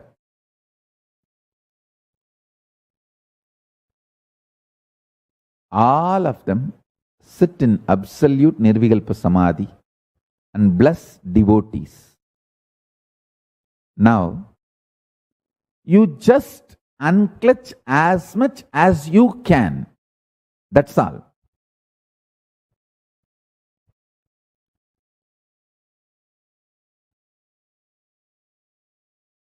I'll connect with you, lift you to Nirvikalpa Samadhi and give you the experience of Kailasa. Understand? In Shivaya Nama, you establish your relationship with Shiva as surrendering, like duality, Dvaita. In Shivoham, you establish your identity, your relationship with Shiva in Advaita, oneness. I am Shiva. Now, you don't even need to establish your identity as surrendering or oneness. Dvaita or Advaita. Only He is there. So just Shiva, Shiva, Shiva, Shiva, Shiva. If you consciously decide to recognize my identity as Paramashiva, that's enough. That is enough. That gives me the right, and that gives me actually the responsibility. Now I am bound to raise you to Nirvikalpa Samadhi and give you the experience and enlighten you and take you to Kailasa. Give you the ultimate, the state, space, powers, being, superconsciousness and Kailasa of Paramashiva. Now I am bound by the very nature of the cosmos, cosmic law. I have to enlighten you now. Understand? The moment even you consciously decide, I am deciding to recognize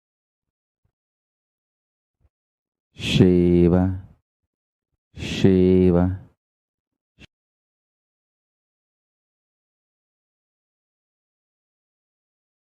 Through this beautiful process for us to enter into the stargate of Kailasa and be in the frequency, experience Kailasa as it is.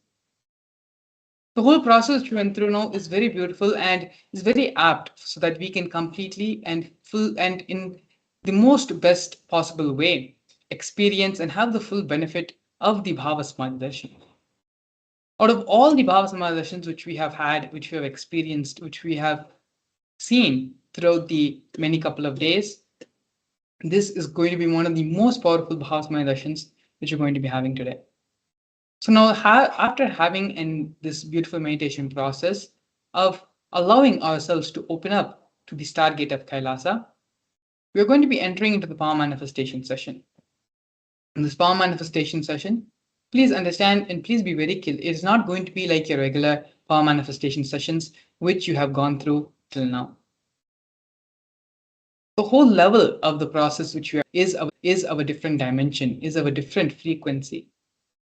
Now, your frequency is raised to experience that of Kailasa, of Mahakailasa, which is the highest plane of reality.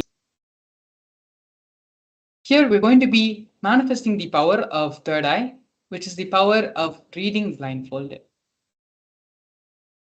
All of you can go ahead and take a few minutes now to get an iPad. If you don't have an, that is also fine. Even any thick opaque cloth where light does not pass through is also fine. You can get that and come. And if you have the Jnananjana, if you have attended any one of the Mahaparmashivam programs, or if you have the Jnananjana in your house, in your locality, please get the Jnananjana as well. Aushada, paper and pen, as well as make sure you have the timestamp application in your phone, in your camera. Please take a few minutes and get these items now, because from now, after listening to all the powerful cognitions, after going through sincerely the meditation process, you are now vibrating in the same frequency as Paramashiva, vibrating in the same frequency as the Supreme Pontiff of Hinduism. Doing the power manifestation from this space cements and makes the experience of Paramashivoham, of Nithyanandoham, a part of your very being. So please take a few minutes now to get ready for the power manifestation session. Click on the timestamp camera on an application which you can download either from the App Store if you're using iPhone. It's also available in the Google Play Store as well for all our Android users.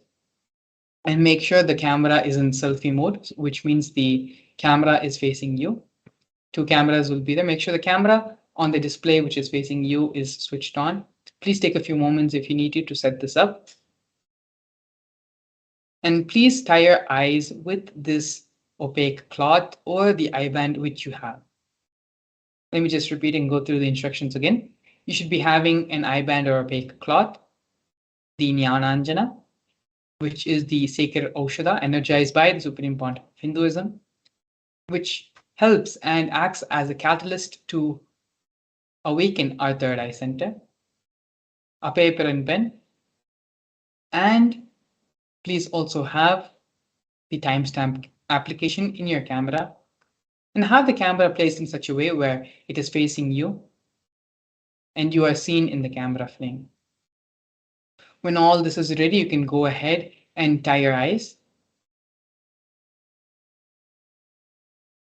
So this is the first round of the power which we're going to do. There will be an image which we are having. Through the power of third eye, connect with the Supreme Pontiff of Hinduism, connect with Swamiji, and start chanting the Mahavakya mantra. Remember Swamiji, visualize Swamiji residing in your third eye center as Paramashiva with the 25 heads and 15 hands. Start chanting the Mahavakya mantra, Om Nithyananda Paramashivam, and just be in this deep space, this deep experience with Swamiji, the experience of oneness. The thing with power manifestation is that it should never be taken too seriously. It is a casual, in a playful way, playful mode when you take the power manifestation. It is only in that space Swamiji can land in you and manifest through you. Having the Bhava Samadhi Darshan of the Supreme Pontiff of Hinduism, of Bhagavan Sri Nithyananda Paramashivam, this is the ultimate way in which you can prepare yourselves by allowing Swamiji to express through your being. So, at the end of these 3 minutes, we are going to be projecting an image. With your third eye, allow the visualizations to happen. Allow Swamiji to show you what is the image which we are going to project, which will be revealed through your third eye. And you can either draw it or you can write it down, whichever way you're able to verbalize, whichever way the third eye is communicating with you. In that way, you can write down and pen down. And after the 3 minutes, you can open your eye bands and we will be checking the answers.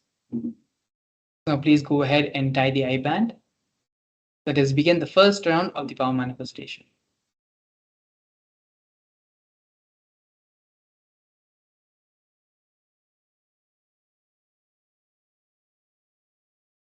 Start chanting the Mahavakya mantra. Om Nithyananda Paramashivam. Om Nithyananda Paramashivam. Alive being, drop your form into his form and dissolve. Remember, you are a Sarupya Mukta, means your form is dissolved into his form. All my disciples, now I am initiating Salokya Mukti, Samipya Mukti, Sarupya Mukti, Sayujya Mukti.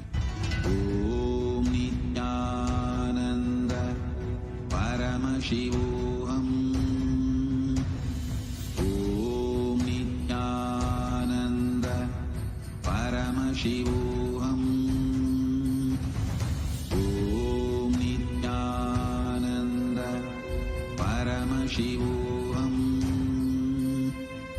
Om Nithyananda Paramashivam. Om Nithyananda Paramashivam. Om Nithyananda Paramashivam. Om Nithyananda Paramashivam. Om Nithyananda Paramashivam. Om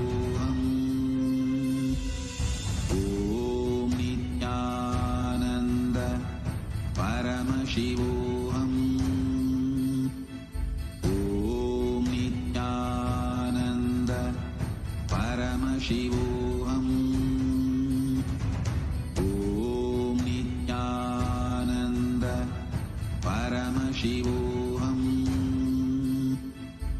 Om Nithyananda Paramashivam. Om Nithyananda Paramashivam.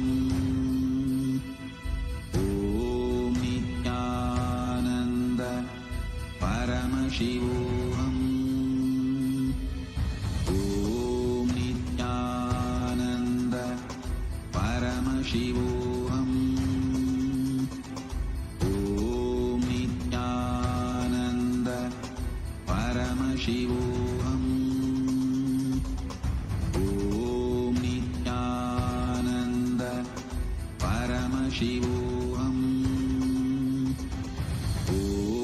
Nithyananda Paramashivam. Om Nithyananda Shivam. Om Nithyananda Paramashivam. Om Nithyananda Paramashivam. Om Nithyananda Paramashivam. Om Nithyananda Paramashivam.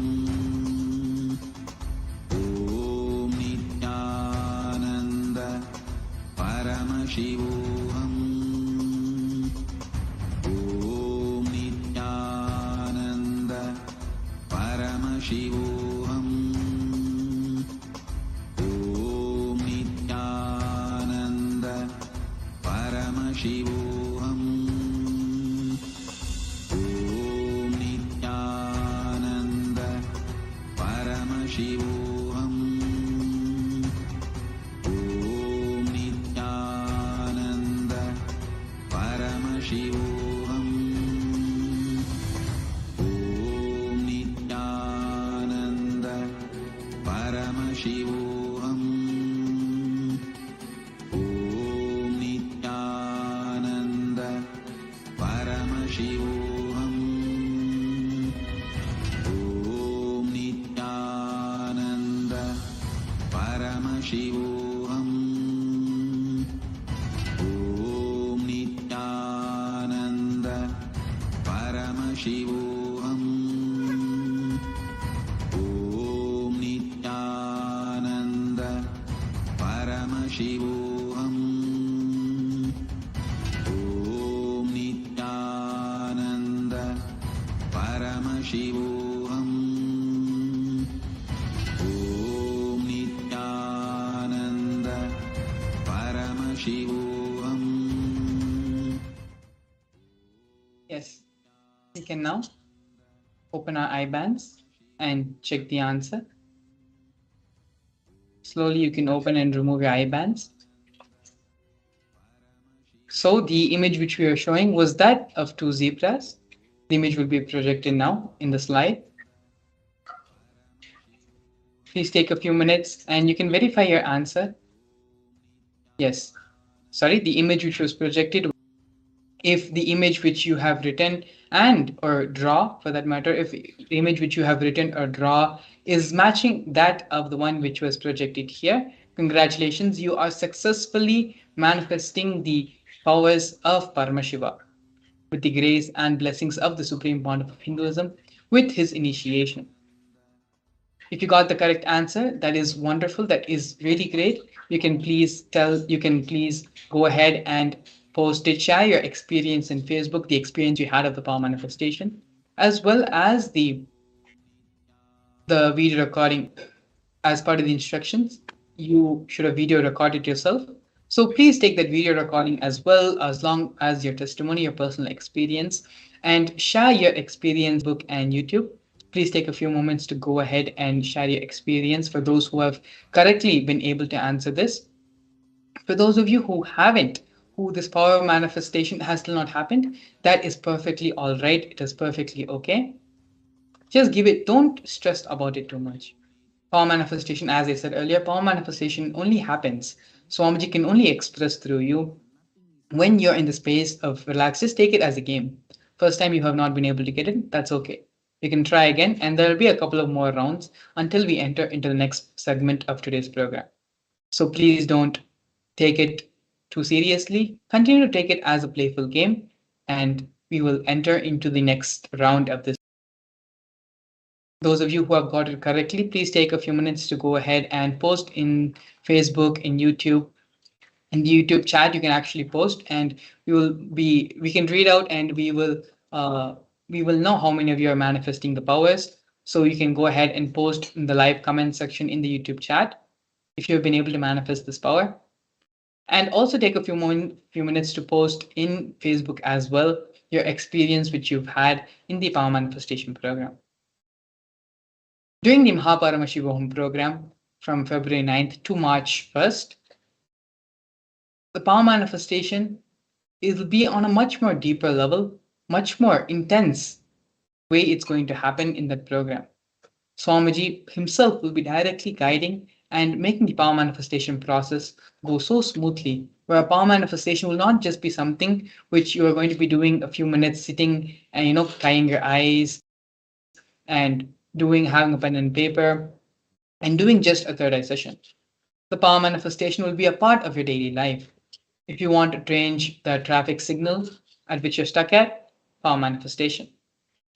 If you're running late and you need time to stop for a bit, power manifestation. Swamiji says again and again, even if it's just 1 or 2 powers which you're able to manifest, even at such a small scale, use those powers as much as you can as a part of your daily life. When you start doing that, more and more Swamiji starts expressing through you. More and more, the experience of Nithyananda Paramashivam starts happening in you. So if you have now posted your sharings on Facebook and have posted in the YouTube chat as well, we can go ahead and enter into the next round of the power manifestation. So as the same as before, please take the opaque cloth, have the pen and paper right next to you.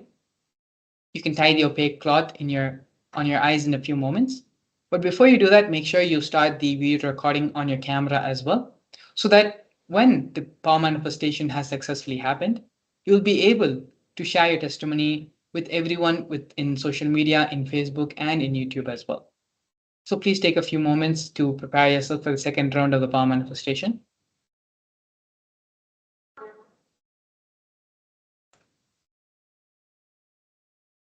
Yes.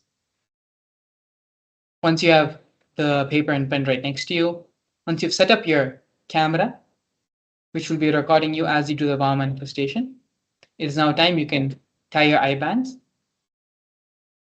Once you all have tied your eye bands, we'll be projecting the next image for the second round. And as always, chant the Mahavakya mantra. Connect with Swamiji. Remember all the blissful moments you've had with Swamiji, all the intimate moments you've experienced with Swamiji. It could be casual conversation, it could be doing a question answer session during the Inner Awakening program or during the Mahaparamashivam program. It could be one of the Darshan experiences you would have had. Whatever invokes and brings the feeling connection with Swamiji to your surface, to the surface of your inner space. Just remember those moments, and you'll see the power manifestation automatically starts happening in you. Now you can all tie your eye bands. We'll be entering into the second round of this process. Please start chanting the Mahavakya mantra. Om Nithyananda Paramashivam. Om Nithyananda Paramashivam. Your form is dissolved into his form. All my disciples, now I am initiating Salokya Mukti, Samipya Mukti, Sarubhya Mukti, Sayujya Mukti. Om Nithyananda Paramashivam. Om Nithyananda Paramashivam. Om Nithyananda Paramashivam. Om Nithyananda Paramashivam. Om Nithyananda. Om Nithyananda Paramashivam. Om Nithyananda Paramashivam. Om Nithyananda Paramashivam. Om Nithyananda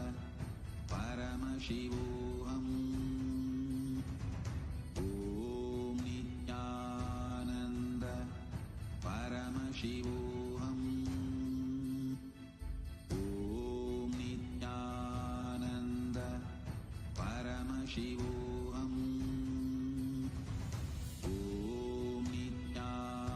Nithyananda Paramashivam. Om Nithyananda Paramashivam. Om Nithyananda Paramashivam. Om Nithyananda Paramashivam. Om Nithyananda Paramashivam. Om Nithyananda Paramashivam. Om Nithyananda Paramashivam.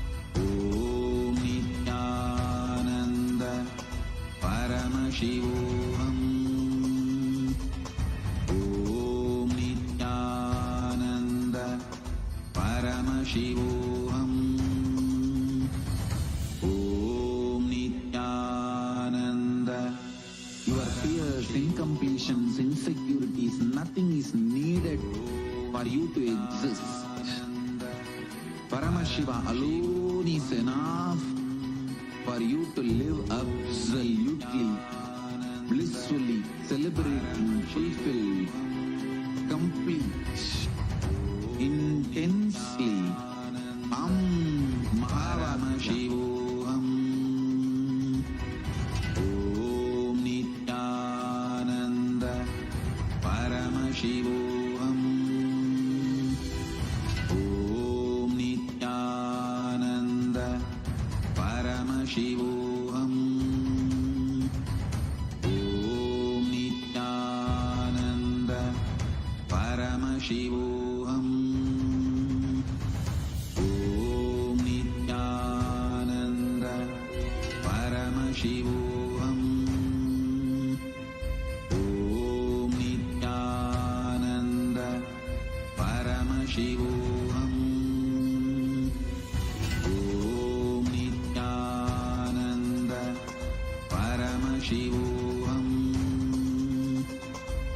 Om Nithyananda Yes. Paramashivam. You can now remove your eye bands. Take a few minutes, if you have not already written down, write down whatever answer was shown to you by Swamiji through your third eye. Take a few minutes now, slowly you can remove your eye band and pen down the answer given to you through your third eye, given by Swamiji. Now we can compare the answers and see if the answers are correct. The answer is going to be projected right now in the screen.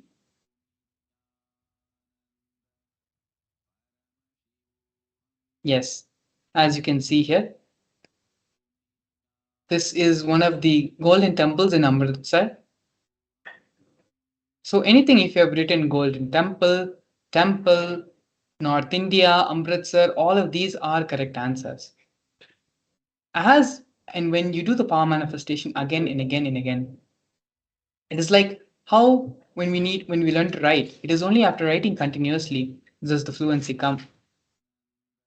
When we are learning how to cook, cooking again and again is only when the fluency happens.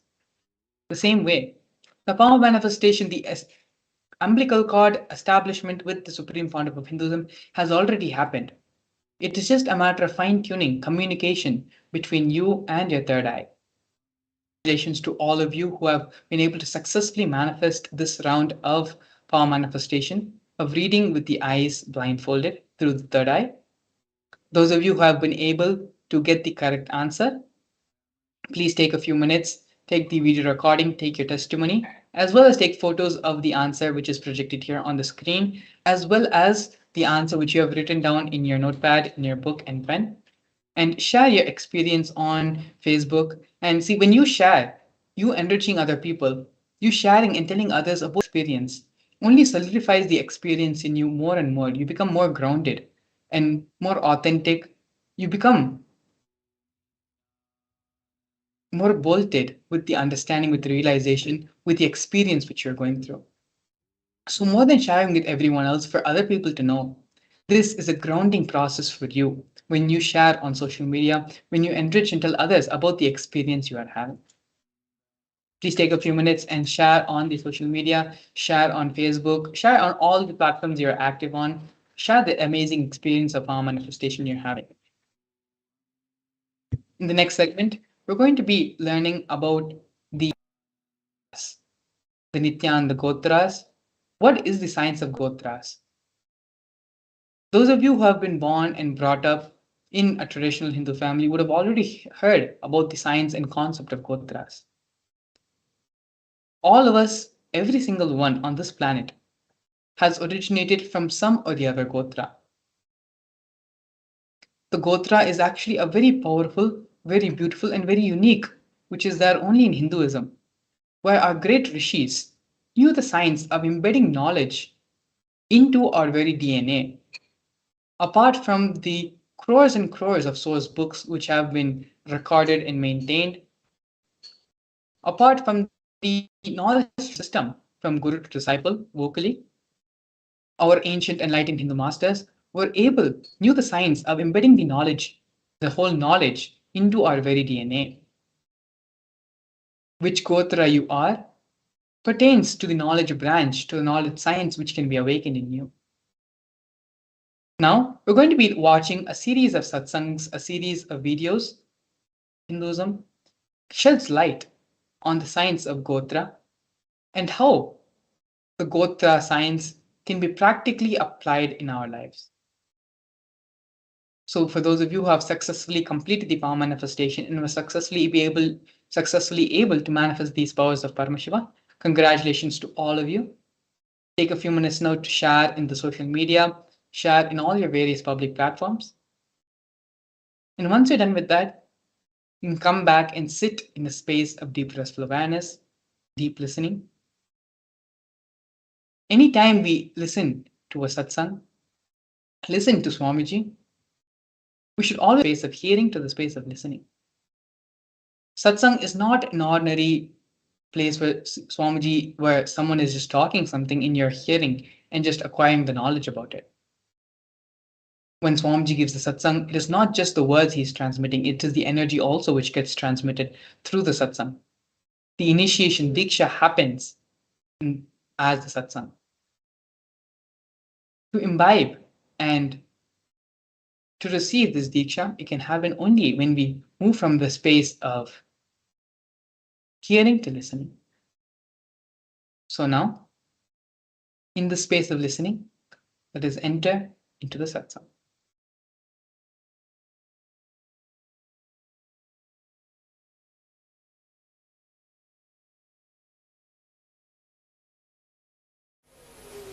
The imprint of our higher self is held in our DNA.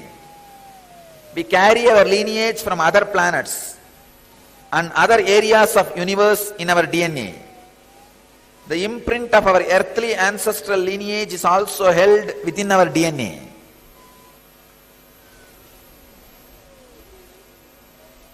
This is what we call in Vedic tradition the Gotra.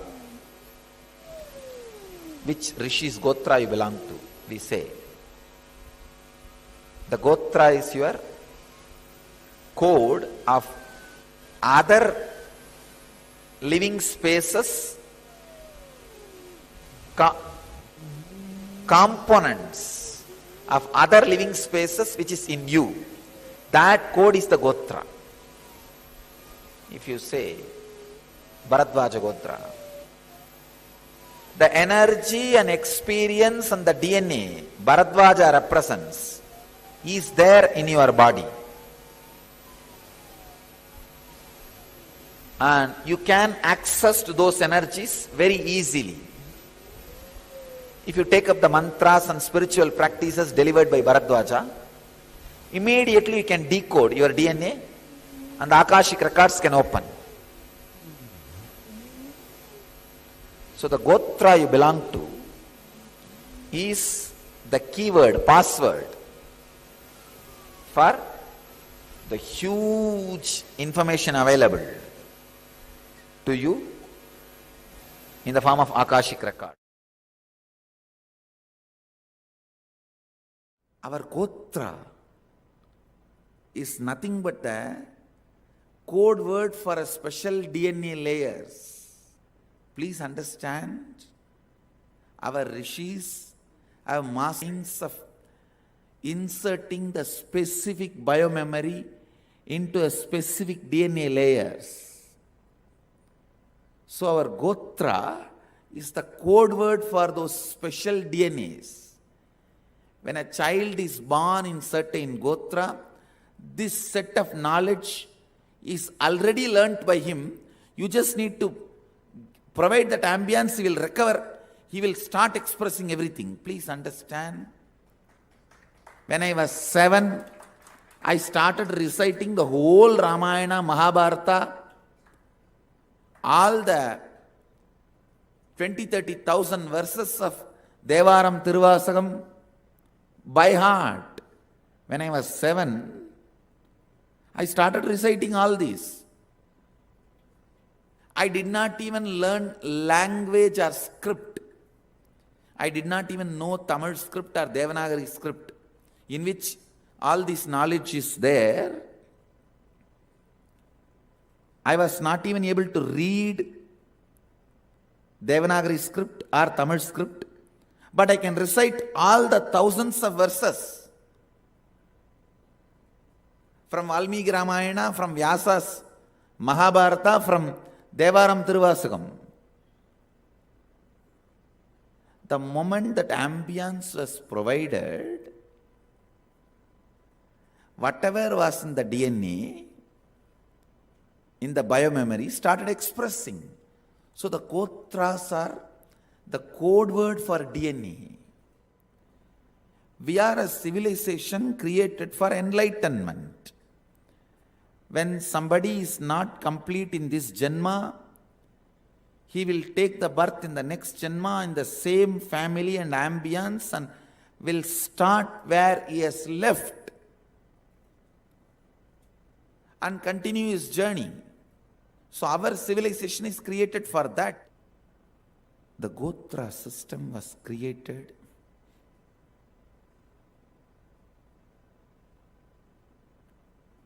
to properly protect and keep the Y chromosome and avoid genetic disorders.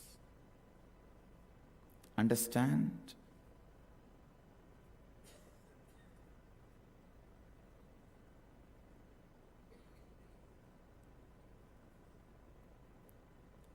To avoid the genetical disorders and to protect and preserve Y chromosome, and above all, to protect all the major knowledge branches.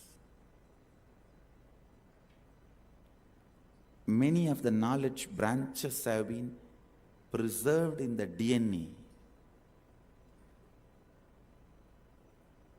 By God's grace, Mahadeva's grace, we are almost there. We are almost there. We just need to establish the laboratories and collect right people in those different fields to establish what I am talking about. I tell you, I can pick up kids from each Gotra below 7 and make them recite the whole Veda branch belongs to that Gotra, who has not even read any script or heard anything from anybody.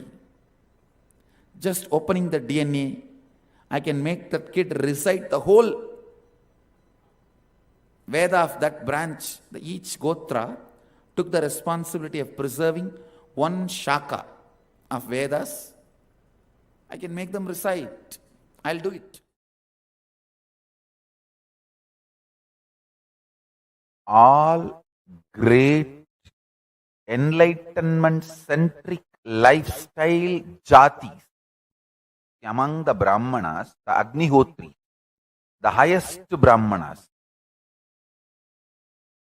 and Bharadvaja Gotri, the most pure flying Brahmanas. Understand? The Bharadvaja Gotra Brahmanas used to fly. Bharadvaja is the rishi who wrote the whole science of flying, and Bharadvaja Gotra Brahmanas had the DNA. They used to move from place to place, Akasamarga. Our Hindu way of flying was collective, means like a group. As a whole group, you can get into a flight and fly. That kind of flying machines were also available. As an individual, you can just fly, having a small attachment to your body like a wing.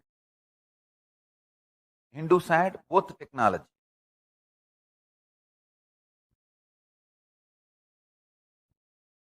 Individually, you can fly, and you can go with a group or a team. Both mechanism we had. Bharadvaja Gotra Brahmanas used to have this flying signs as their regular lifestyle.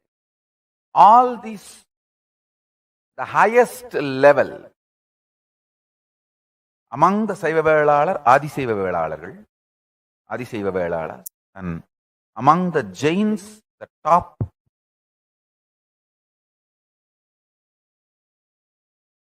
Varnashrama Dharma is the conscious pyramid built by our ancestor Hindu civilization, ancestors, for the high level souls to come back again and again to the planet Earth and make this planet Earth a better and better place.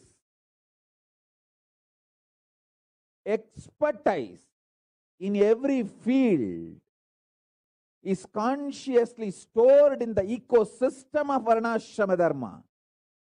A Brahmana who comes back again and again in the Brahmana family becomes expert in the knowledge of Vedas. A soul which comes back again and again in the field of, in the family of Vaishya, becomes expert in administering the economy and keeping the society rich.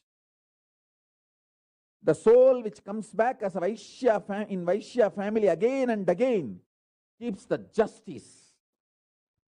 He masters the science of keeping the justice and keeps it intact.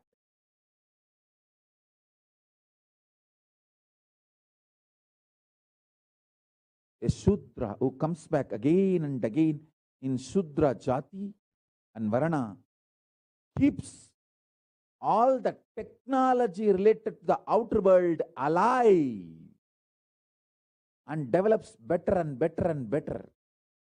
This Varna Ashrama Dharma keeps the enlightened order of the world alive.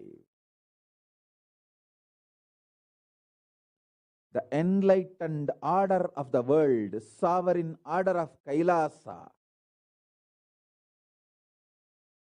is Varnashrama Dharma. It's a great science.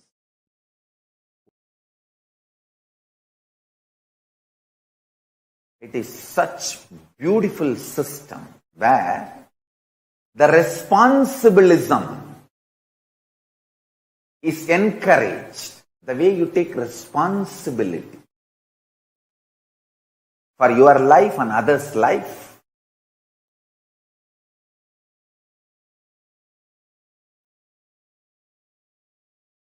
Decides your Varna and Ashrama.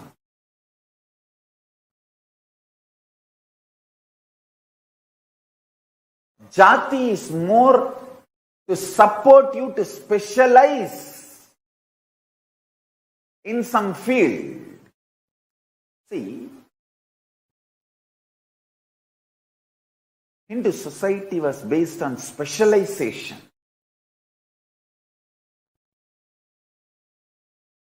A Brahmin specializes in that knowledge. So he has all the updated understandings and specialization in that field. He specializes everything related to past and updated current understandings and knowledge and new research and discoveries in the field of teaching. So naturally, anyone goes to him, gets the best in that field. Same way the Vaishyas, Kshatriyas. So the family by birth gives you specialization due to the ecosystem prevalent in the house and workplace. And then you can choose your Varna. Understand? Brahmins were also working. Kshatriyas were also studying. Shudras were also teaching. It's all absolutely interdependent. An amazing resource distribution. Only these four are resources: land, knowledge, wealth, weapons of a society. So, wealth was vested with one Varna, knowledge was vested with one Varna, land was vested with one Varna, weapons and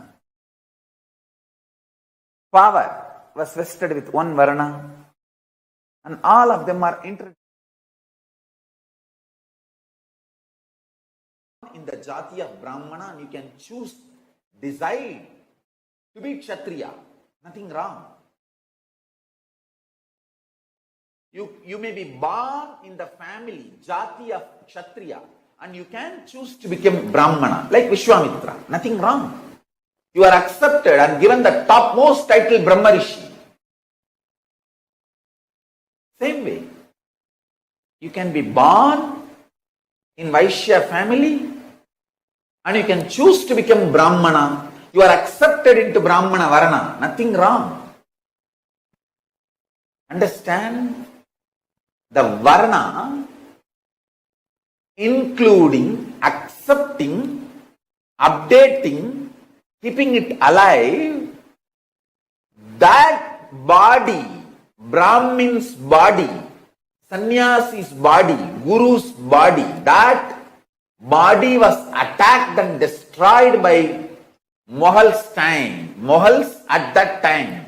Because that body was keeping the Varna Ashrama Dharma alive. The Akhadas were the body keeping the varna and ashrama dharma alive. Jati is the structure, gives you the possibility and ecosystem. For example, if you are born as a Brahmin, you are given that ecosystem to evolve and become the part of Brahmana Varna. But if you decide you want to become part of the Kshatriya Varna, you are free to do. You are given absolute support and you are declared as Kshatriya by the Panchayati. See, each village used to have the Panchayat. Panchayati. That is why it's called Panchayati Akadas. The Panch Parameshwar, the 5 experts in that field, each field, will sit together.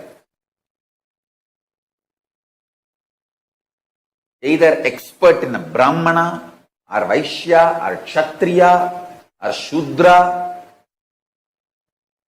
any field, 5 experts should sit. They are called Panchayati. And that Panchayati, they are called Pancha Parameshwars. That Panchayati declares somebody entering into Brahmana Varana or Kshatriya Varana or Shudra Varana or Vaishya Varana. Mostly the same person gets into same Varana, but not compulsorily.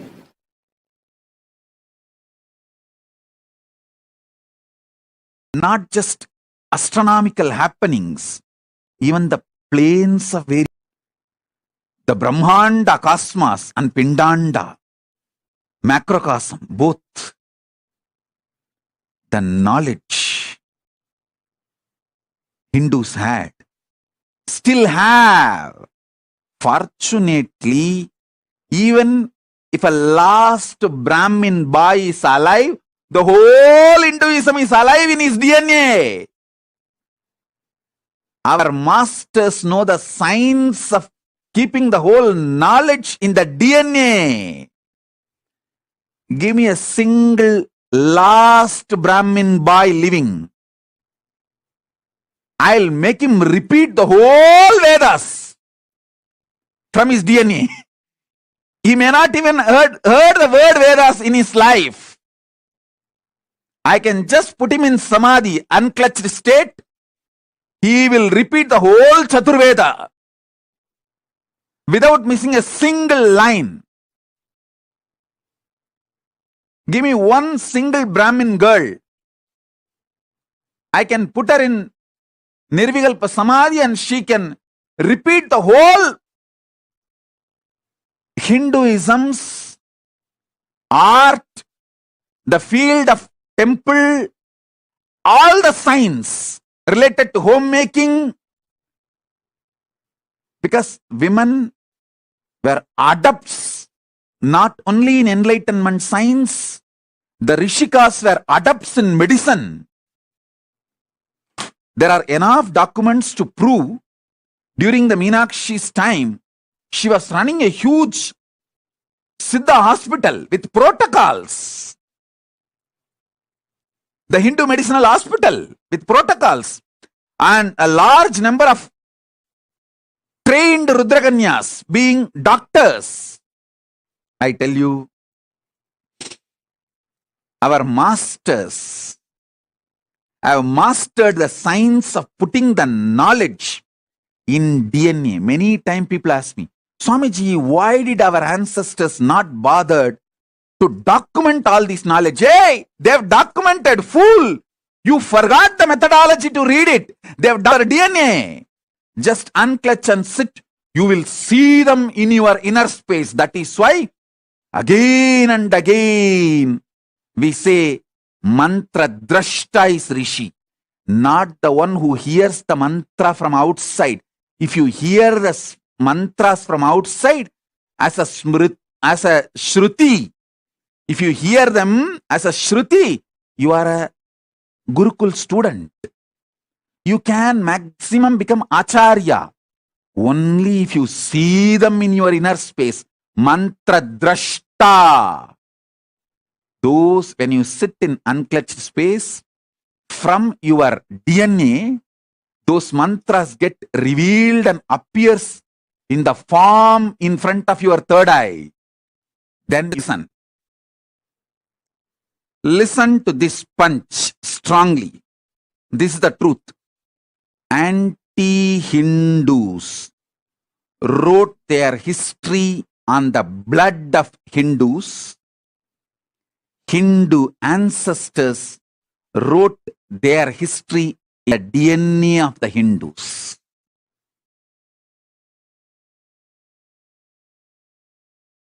What is it that constitutes an enlightened being as enlightened being? The DNA. Please understand the one line, simple line, decision to be big.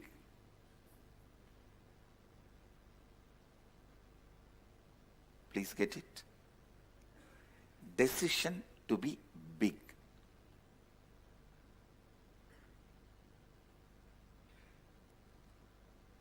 Decision to be bigger than anything you know.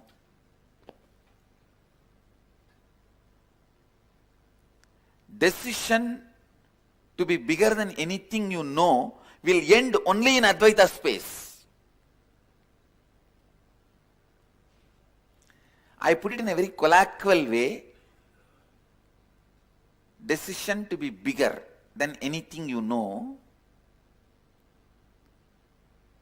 If I have to put it in a more precise, sophisticated way, see, the word I gave you is the exact word I received in that research as a prasada. So if you start cherishing in your DNA, in your bioenergy, in your biomemory, this one idea, anything I know, I will become bigger than that. Please understand, this is not from the mood of violence, arrogance, war, all that. Don't decide to wage war with anything you know. No. By waging war, anything you know, you destroy that, but you don't become bigger than that. Understand? By making anything you know as smaller than you, you don't become bigger than that. You need to know that. By making anything you know as smaller than you, you don't become bigger than that. So Alexander can never become great. Napoleon can never be great. Understand? I put it in a very colloquial term. If I have to put it in more precise, refined term, authenticity. Whatever you know as you should stand with this one idea, whatever I know, I'll become bigger than that.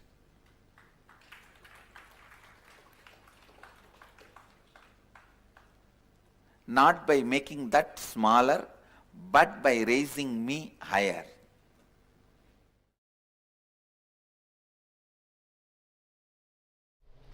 O humanity, I am ready with the science. Come, become new species. Understand, till now, I have not opened the suitcase I brought, only the feet dust.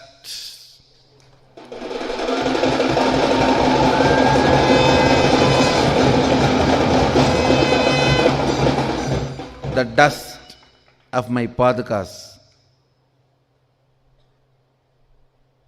have been used to identify and brand me. Now this year I am opening my suitcase.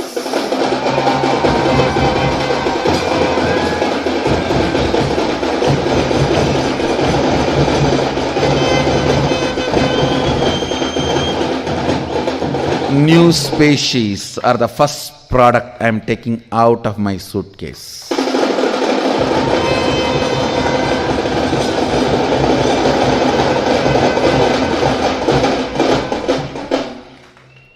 Understand? So, in a way, I am starting the mission only now. The first nuclear bomb is new and clear species.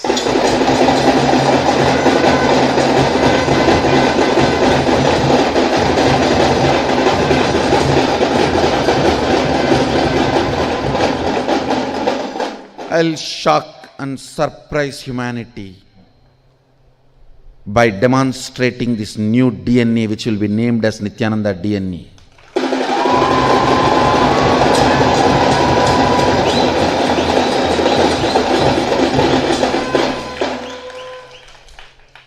I'll surprise and shock the humanity this year with this new DNA.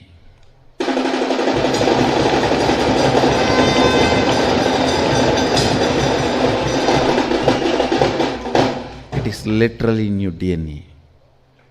Don't think it is growth of the human beings. No. Literally new DNA. And first time released in the universe.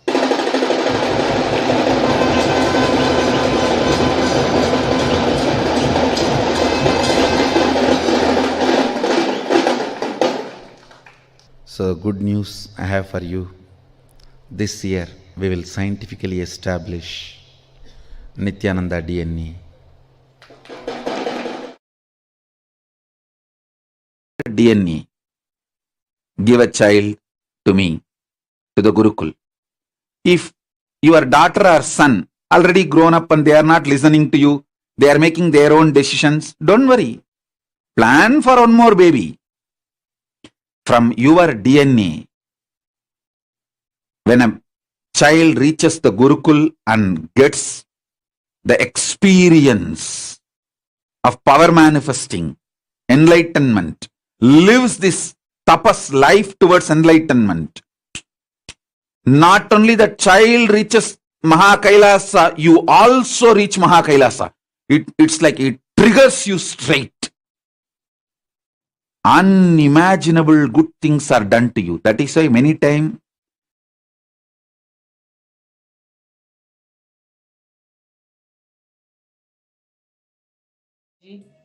expanded on the science of Gotra, the science of Nithyananda.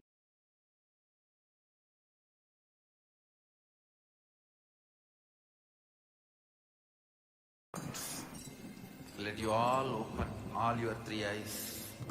Om Nithyananda Paramashivam.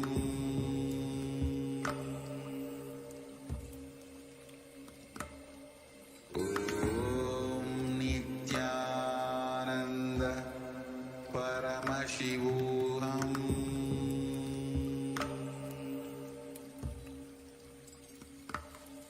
Om Nithyananda Paramashivam.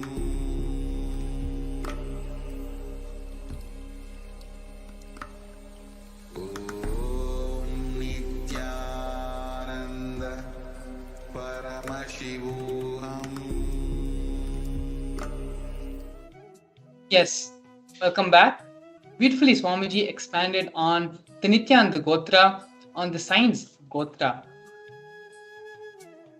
As Swamiji himself had beautifully shared, our masters, our rishis, our enlightened beings of ancient Hinduism, they knew the science, how to embed the knowledge within our very DNA itself. In school, in college, in university, at some other point in time, we would have studied about other religions, other civilizations, and the way they documented in the form of carving in the walls or through certain stone tablets. So many different ways the documentation they tried to do in order to preserve and record the life they lived, civilization which they had created. But Hinduism is the only civilization which knew the science to embed all the knowledge, everything into the very DNA of the person, into the very lineage, embed the knowledge into the very lineage. Swamiji himself told multiple times, just even one person, one Brahmin boy or one Brahmin girl, even one person is enough to revive the whole Vedas, Agamas, and all the knowledge branches. The most fail-proof and the most fail-safe way, foolproof way to protect the knowledge stream. Connecting with Swamiji, manifesting these powers, being in the space of Nithyanandoham, Nithyananda Paramashivam, manifests the Nithyananda DNA more and more through our system. More and more, the science of Gotra is awakened in us. Our DNA starts becoming more alive, starts awakening, and we start becoming Nithyananda himself. And so now, let us share the powerful cognitions we have to awaken the Nithyananda Gotra in all of us. What is it that constitutes an enlightened being as an enlightened being? The DNA. Please understand, it was that one line, simple line, decision to be big. Please get it. Decision to be big. Decision to be bigger than anything you know. So if you start cherishing in your DNA, in your bioenergy, in your biomemory, this one idea, anything I know, I will become bigger than that. If I have put it in a more precise, refined word way, it is authenticity. Internalize this truth and post the powerful cognitions which you had from this such series of satsangs. What Swamiji spoke about the Gotra system, and share it in the Facebook. There are multiple truths Swamiji revealed throughout the series of discourses of satsangs.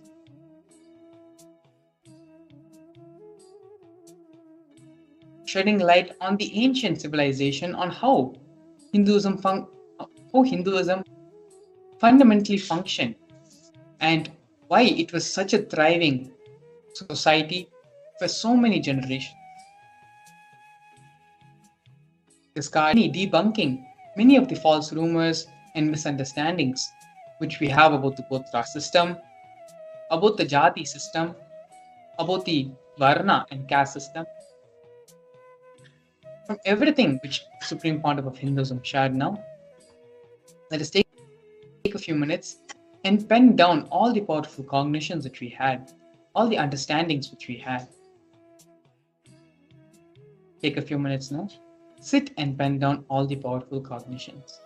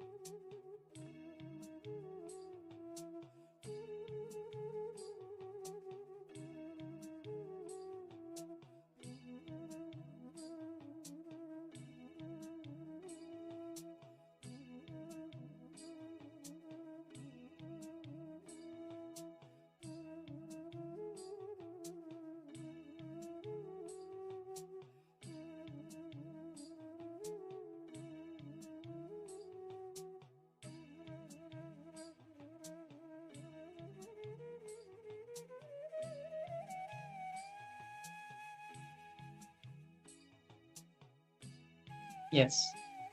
Now, with these powerful cognitions about the Nithyananda Gotra, about how the Nithyananda Gotra can be directly applied in your practical life. The decision to be bigger than anything you already know, whatever you consider to be the biggest thing as in life, start cherishing this cognition in your DNA to become bigger than anything you know. This is one of the first steps to start awakening the Nithyananda Gotra inside all of us. Now, with all the powerful cognitions you have penned down, let us now sit, share these powerful cognitions on the social media, share these powerful cognitions in Facebook. As I mentioned earlier, Swamiji says, when you teach others about these powerful cognitions, these powerful truths, only then the learning is completed. The first 25% of learning happens when you listen and cognize these truths from the avatar, from the master. The second 25% happens when you internalize, sit with yourself and pen down, internalize, do the manana. The third 25% happens when you discuss, have the vakyatasatas with the other people, with the other peers, and everyone else who's in the same process as you are in. And lastly, sharing in the social media, which completes and gives you the complete cognition about the truth which we are discussing, about any powerful cognition for that matter. And so now with this, we're going to be entering into the next segment, which is the power manifestation. With this powerful cognition, with the awakening of the Nithyananda Gotra in all of us, we're going to be manifesting the power of clairvoyance. Pair up with a partner for the power manifestation and ask your partner to think of an image and write it down on a piece of paper. Once your partner is ready, you can connect to Swamiji, visualize Swamiji in your third eye, and chant the Mahavakya mantra. Do the samyama of visualizing a light ball in your third eye center. In the space of oneness with Swamiji, chant the Mahavakya mantra, and whatever answer is revealed to you in your third eye, pen down. After the round is over, you can verify with your partner. You can do this with anyone you have in your surrounding, in your Vatavarna. It can be a family member, it can be a friend who's next to you. And if you don't have anyone, it is also okay. I will be having an image which you can scan my mind, and I will be having an image in my inner space through which you can scan and pen down whatever is being revealed to you by Swami. So if you need to go grab a pen and paper, you need to go grab a partner, please take a few minutes, go ahead and get them and come.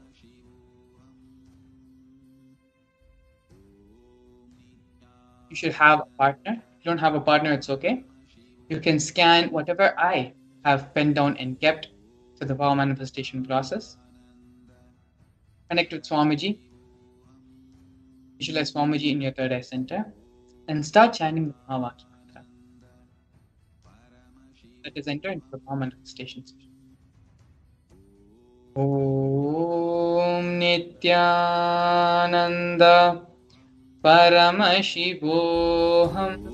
Nithyananda Paramashivam.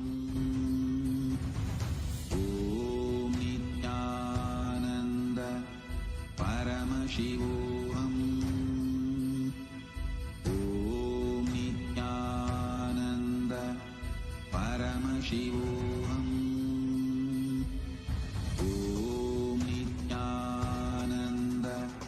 Paramashivam. Om Nithyananda Paramashivam. Om Nithyananda Paramashivam. Om Nithyananda Paramashivam.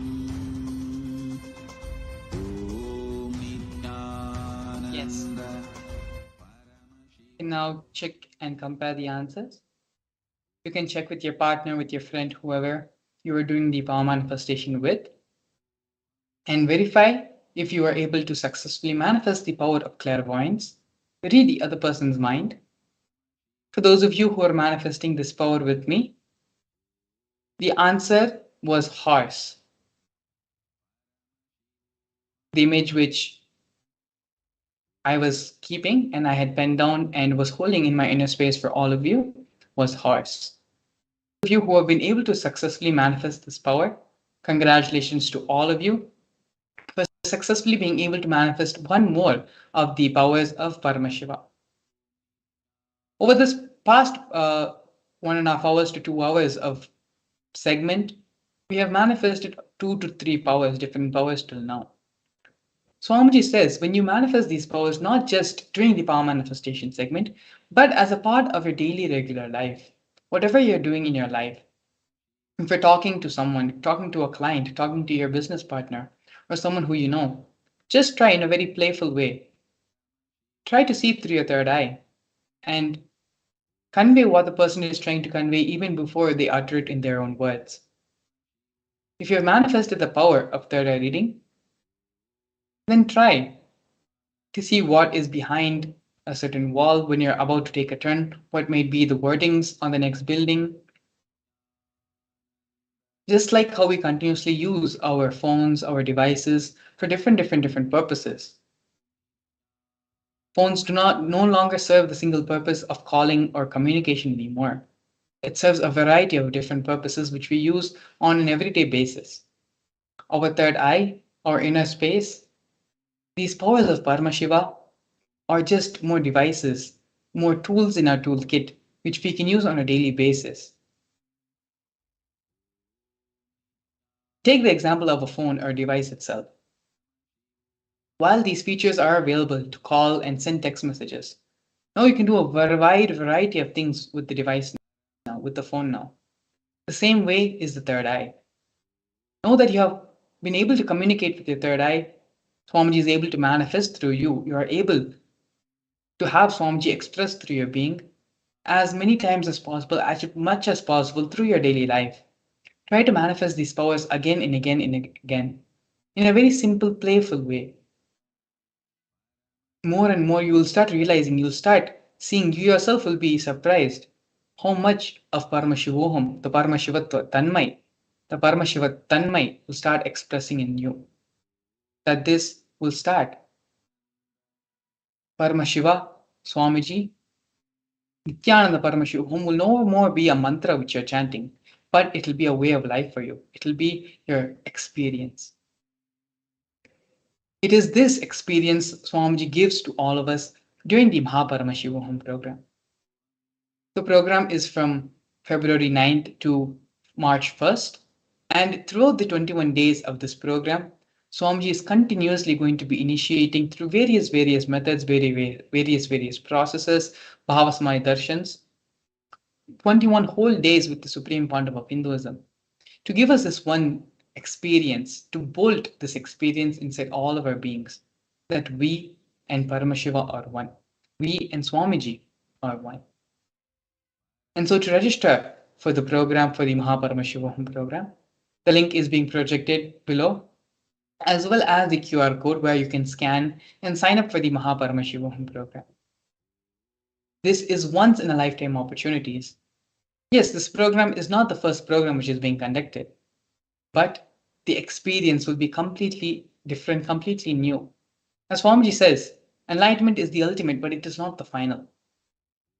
Same way, Swamiji is expressing more and more dimensions of Mahakailasa, more and more dimensions of Paramashiva to each and every new program, bringing different experiences to people, bringing different aspects, and sharing with all of us different dimensions of Hinduism.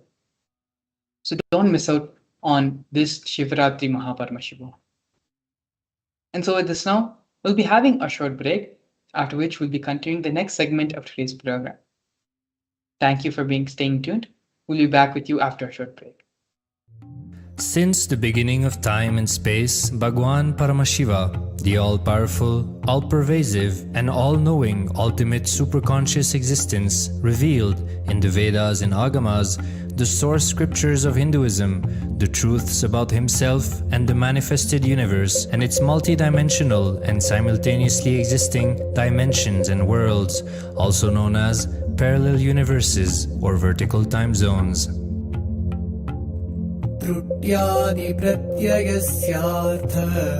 Kalo Maya Samudbhavaha. Kala Tattva, which gives rise to the knowledge of various time zones and parallel universes such as Truti and others, is originated by Ananteshwara from the impure Maya. Bhagavan Paramashiva mentions that as we experience the various higher states of consciousness, we simultaneously experience the various time zones associated with them. We get transported to the parallel universes and experience the other dimensions of our own existence, of our own personality. Listen, Subarloka is all about stable bliss, absolute health and stable bliss. Maharloka is all about the highest peak possibilities. Jana Loka is the place where you can exist in multiple bodies at a time. You experience oneness as the super reality. Tapaloka is that last struggle you go through.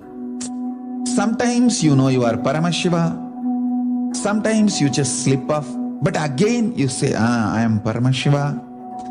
That space is the Tapoloka, an absolute surrender. Whether I am remembering, I am manifesting Paramashivatva, or I am deluded, I surrender both to Paramashiva. When you take that decision, you are lifted to Brahmaloka. You move to the Brahmaloka. The deep surrender lifts you to Brahmaloka. Then from there, you move to Parandama, Vaikunta, and Kailasa, then Mahakailasa itself. The key to unlock these parallel universes is hidden in the spine of the human body. Human beings, only human beings on this planet Earth are empowered, hardwired, capable of migrating to parallel universe. Understand? Your spine is not only hardwired, capable of fuel, charged to lift you off to different parallel universes. Sukritan manavo bhutva jnani chen mokshamapnuyat chaturashita-laksheshu sharireshu sharirinam namanusyam vina yatra tattvahanantu labhyate. Of the 8.4 million bodily forms, the human body is the most important, for it is this form in which one gets knowledge of the essence. This knowledge of essence cannot be attained in any other form other than human. The possibility you have need to be told to you. Understand? Even though animals have spine, because the majority of the time they spend horizontally, the spine is not capable of getting fuel with a subtle fuel called ojas. The ojas need to be filled. Since the beginning of time and space, Bhagavan Paramashiva, the all-powerful, all-pervasive, and all-knowing ultimate superconscious existence, revealed Agamas, the source scriptures of Hinduism, the truths about himself and the manifested universe and its multidimensional and simultaneously existing dimensions and worlds, also known as parallel universes or vertical time zones. त्रुट्यादि प्रत्ययस्यार्थ कालो माया समुद्भवः. The Kala Tattva, which gives rise to the knowledge of various time zones and parallel universes such as Truti and others, is originated by Ananteshwara from the impure Maya. Bhagavan Paramashiva mentions that as we experience the various higher states of consciousness, we simultaneously experience the various time zones associated with them. We get transported to the parallel universes and experience the other dimensions of our own existence, of our own personality. Listen, Subarloka is all about stable bliss, absolute health and stable bliss.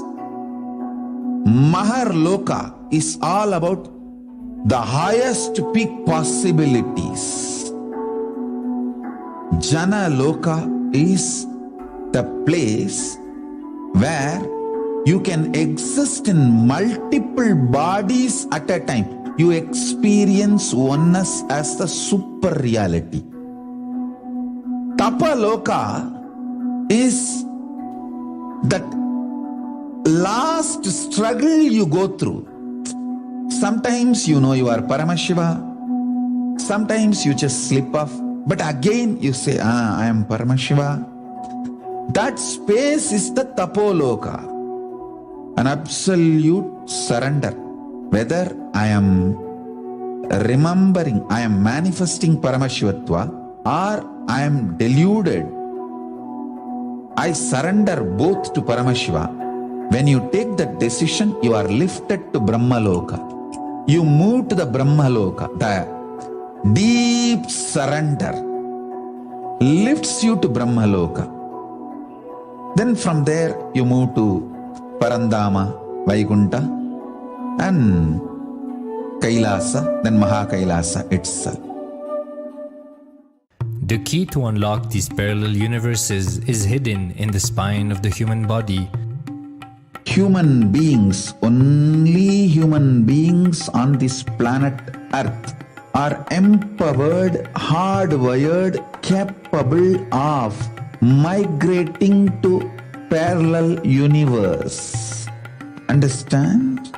Your spine is not only hardwired, capable of fuel, charged to lift you off to different parallel universes. Sukritan manavo bhutva jnani chen mokshamapnuyat chaturashita-laksheshu sharireshu sharirinam namanushyam vina yatra tattvahanantu labhyate.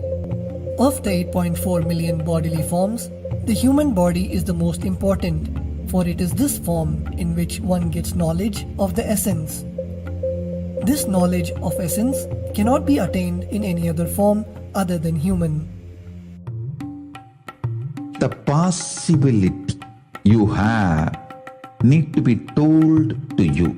Understand? Even though animals have spine, because the majority of the time they spend horizontally, the spine is not capable of getting fuel with a subtle fuel called ojas.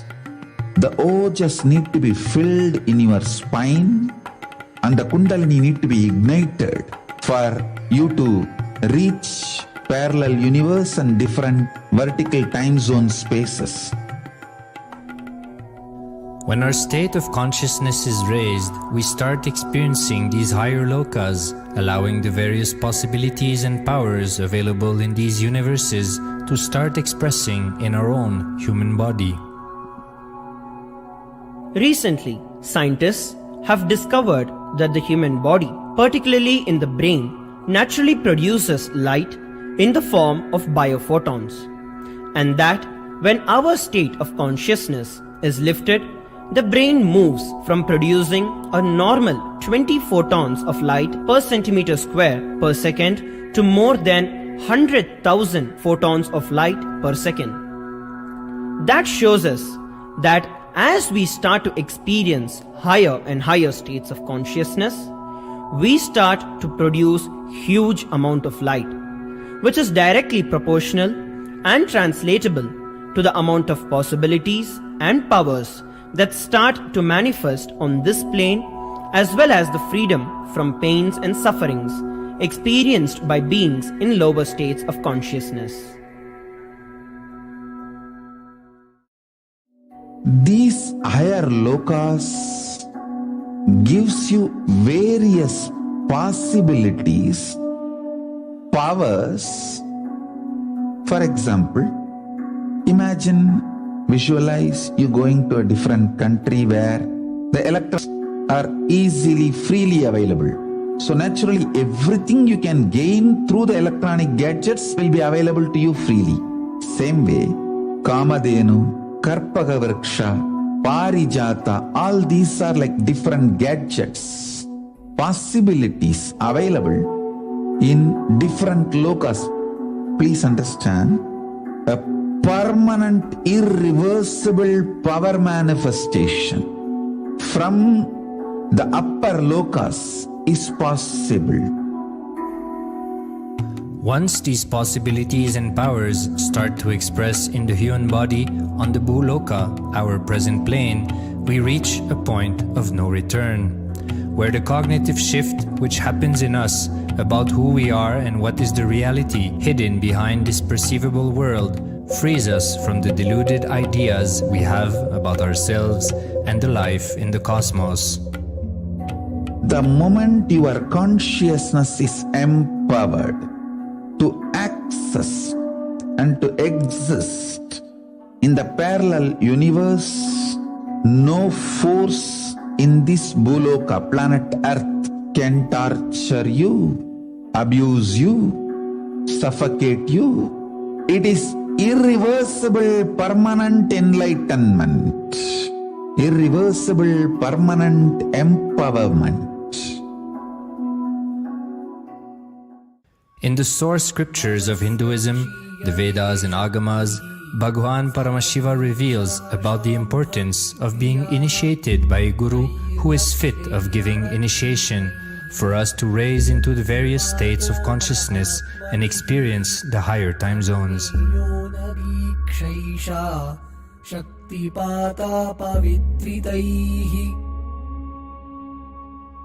The potency of Anavamala, which veils the innate and essential nature of the soul, is set into the decaying phase by this specific activity.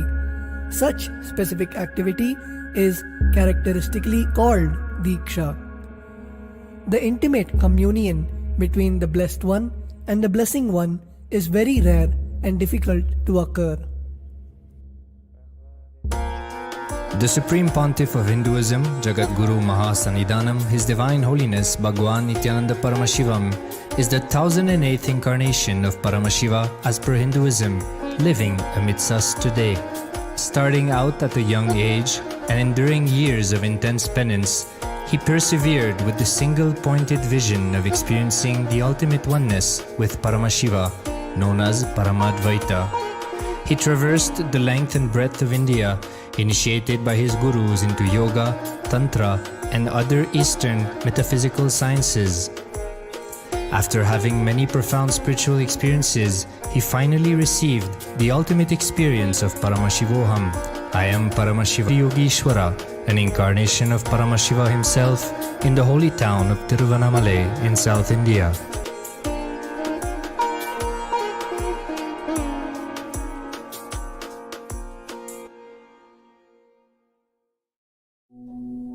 The brain is the body's most complex organ, containing more than 100 billion neurons, each of them in chemical and electrical conversation with up to 10,000 other neurons. Its sheer capacity to process the various happenings of life is astonishing. The scientific studies on the Supreme Pontiff of Hinduism's brain remarkably shows that the complexity presents no difficulty for the Supreme Pontiff of Hinduism in managing his brain's activity. The Supreme Pontiff of Hinduism's capacity to control his brain is very fluid. He can easily shift his brain function and alter his brain waves, allowing the travel into various time zones possible and effortless. The results from the scientific studies conducted on the Supreme Pontiff of Hinduism show that the human body and brain is able to choose to alter the body and to travel to other dimensions at will. The possibility for people to experience the healing capabilities as well as the higher states of consciousness is an event of immense benefit for human. The science of altering the rates and progression of many physical diseases, mental instabilities, and ultimately the superconscious breakthrough has now been made available and achievable for today's humanity. The Supreme Pontiff of Hinduism is a bridge between the visible and the invisible. He is also a bridge between the age-old world of mysticism and the modern world of science and discovery. As brain research continues on a widespread basis, and as we appropriately bring the phenomena of mysticism into the realm of science for further study, we are taking strides on the path of physical and mental health as well as superconsciousness. I'm going to empower, enlighten each and every one of you with the fuel and energy of the parallel universe. Make you tireless forever and just kill the boredom once and for all. Now you may experience intense levitation. Right now you may experience absolute flexibility of the body and complete detoxification, a complete healing right now. There can be multiple possibilities. I'll infuse this intense supernal effulgence DNA, Tejas, Ojas, Kundalini Shakti into your spine to consciously lift you to Mahakailas.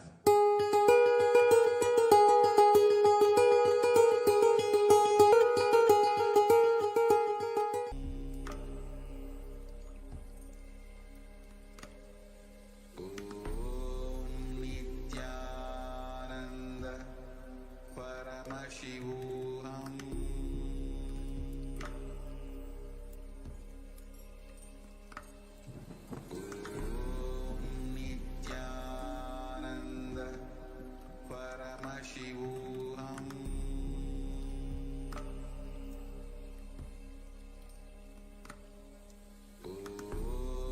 Nithyananda Paramashivam. Nithyananda Paramashivam.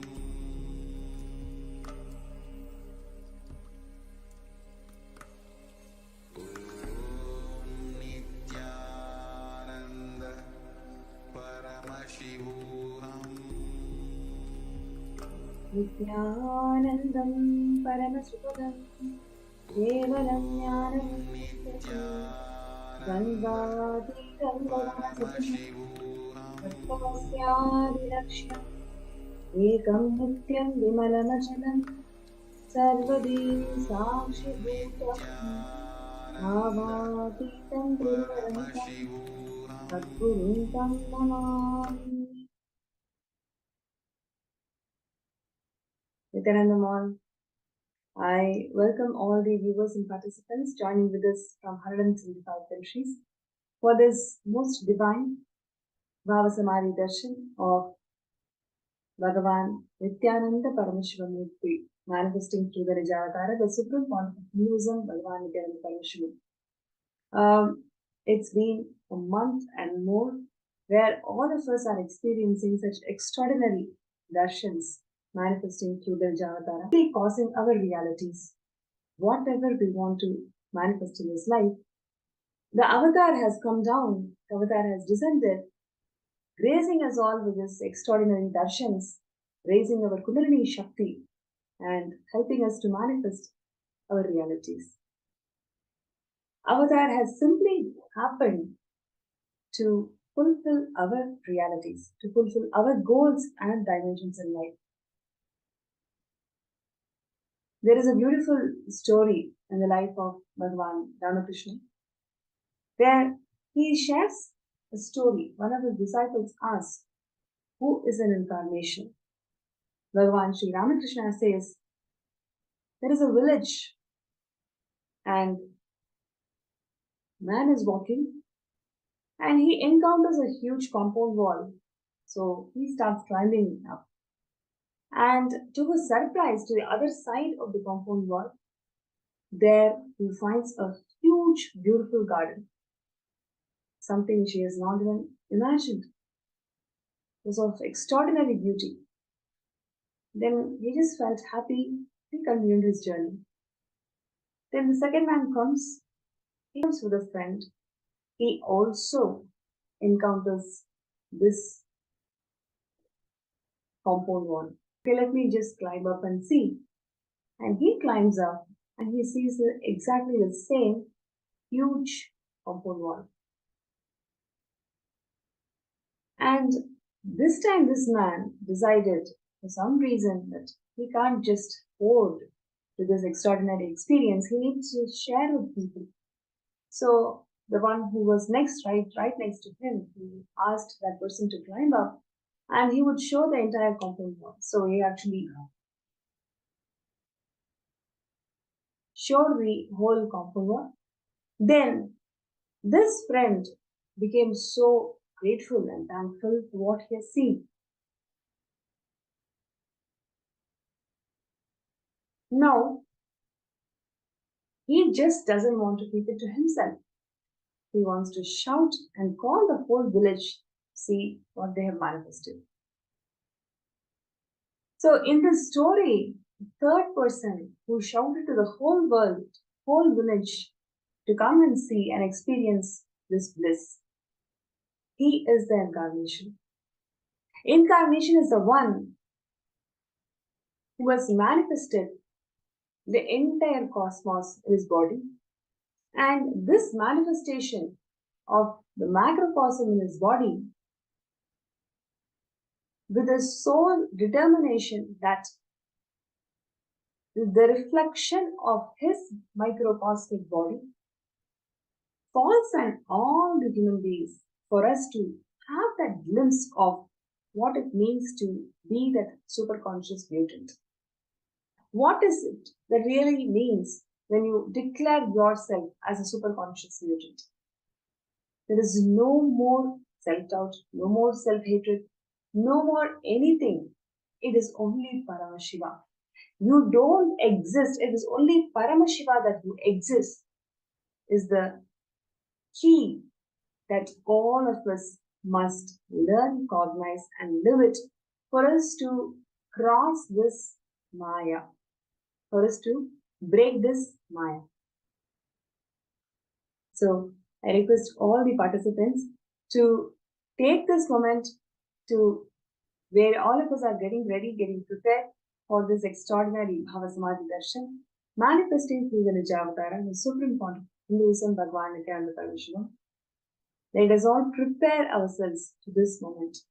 Let us really prepare ourselves to this moment where we can literally see our reflections. Our own reflections are getting manifested in multiple places. Just with your understanding, just with your decision to understand, you will see huge possibilities starts opening up within you. So, with that introduction, let us enter into the Bhava Samadhi Darshan. In Bhava Samadhi Darshan, the consciousness of the avatar is mirror neuroned into the individual consciousness. So when I take the darshan of Swamiji, who is radiating the superconscious frequency, just with that glimpse of me seeing Swamiji, exact mapping starts happening in my wire. My wire starts responding. My wiring in the brain starts responding. So For this response to happen, it is the sacrifice of the Paramatara of Paramashiva who has come down just for all of us to experience that glimpse in Bhava Samadhi Darshan. Right? So I would like to also share that this is a very ancient science where literally various enlightened masters have grazed and liberated their disciples by giving them all this experience of Bhava Darshan. In fact, in the life of Sri Ramakrishna, he used to give the Bhava Samadhi Darshan of Kali. And once he gives that one darshan, it takes about 6 months for him to settle down in his body. Please imagine the amount of work that Swamiji is doing in his body, literally every single day, every single minute. He's sacrificing all of it for the sake of Kailasa. And this experience is going to take him and the entire family to a different level. I'm sure this has been the experience of all of you all, whoever is sitting and every day creating that space, creating that possibilities while we are sitting and enriching ourselves in this Bhava Samadhi Darshan. So let us all get ready for the Bhava Samadhi Darshan. This darshan is something, a decision in your lifetimes for you to express that superconscious mutant.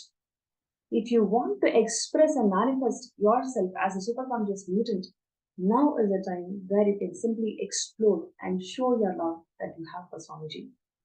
So the first thing that I would like to announce before we get into the darshan is the security, Kailasa security announcements. Please ensure that you're not video recording any of these clips, any of these segments from the YouTube channel. And please also ensure that if anybody tries to use this clip, we must apply the copyright strike. So would like to start the session, and where all of us will be preparing ourselves, we will be getting ready to receive the darshan of the Nijavatara, the Supreme Paramashivam. So I request everybody to please come down and please sit straight with your head, neck and spine in the straight line.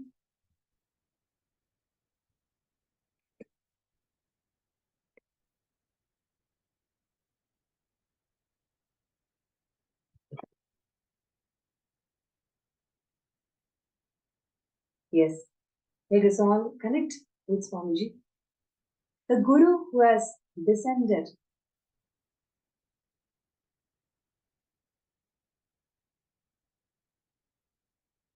just to take us all through liberation.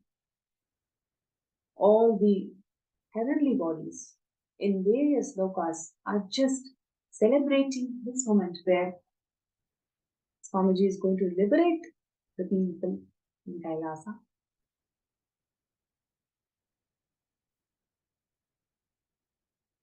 Yes. Now let us get ready. With your head, neck and spine in the straight line, please close your eyes.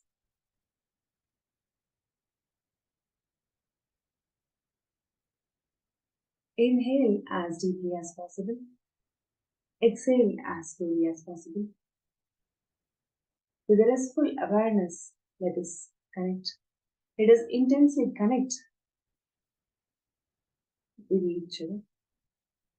And with a space of gratitude in your Anandagandha, please let us chant Mahavakya before we get ready to receive the most awaited moment of the day, which is nothing but receiving the Bhava Samadhi Darshan of the Bhagavan Nithyananda Paramashivam Murthy, where the Nijavatara is actually secretly offering all the flowers, all the beautiful things that they have all collected during the Brahmotsavam to be offered to Swamiji.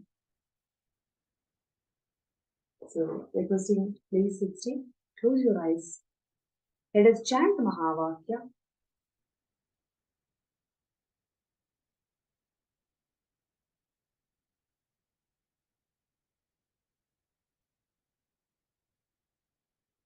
Please sit still. Please close your eyes and let us chant the Mahavakya.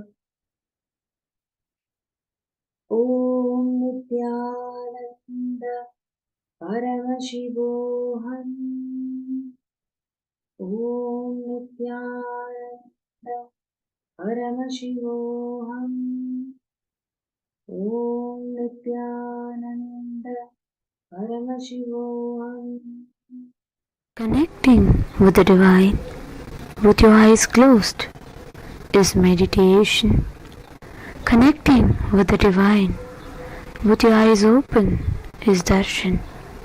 Come, let us all now move from meditation to darshan.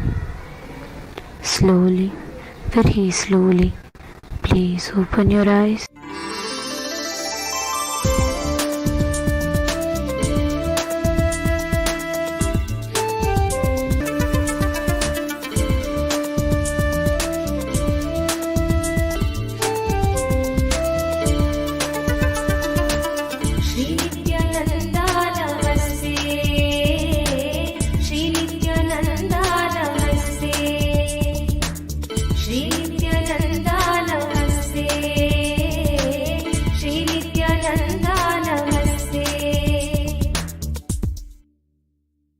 गलद्दानगण्डं मिलद्भृङ्गषण्डं चलच्चारुशुण्डं जगत्प्राणशौण्डं कलद्दन्तकाण्डं विपद्भङ्गचण्डं शिवप्रेमपिण्डं भजे वक्रतुण्डं श्रीनित्यानन्दा नमस्ते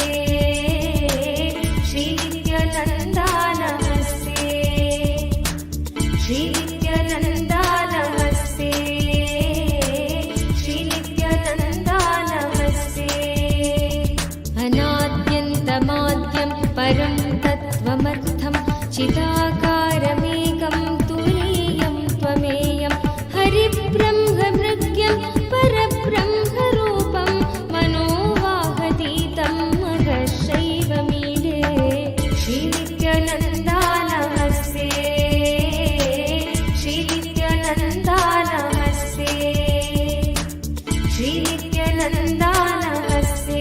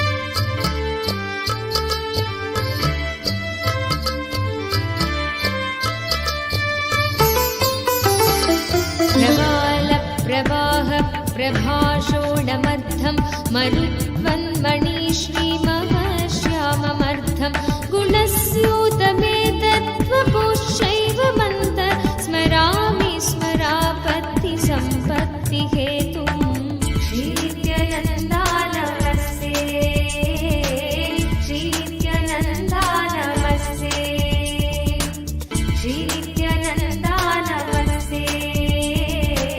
श्रीनित्यानन्दा नमस्ते स्वसेवा समाया तदेवा सुरेन्द्र नमन्मौल्य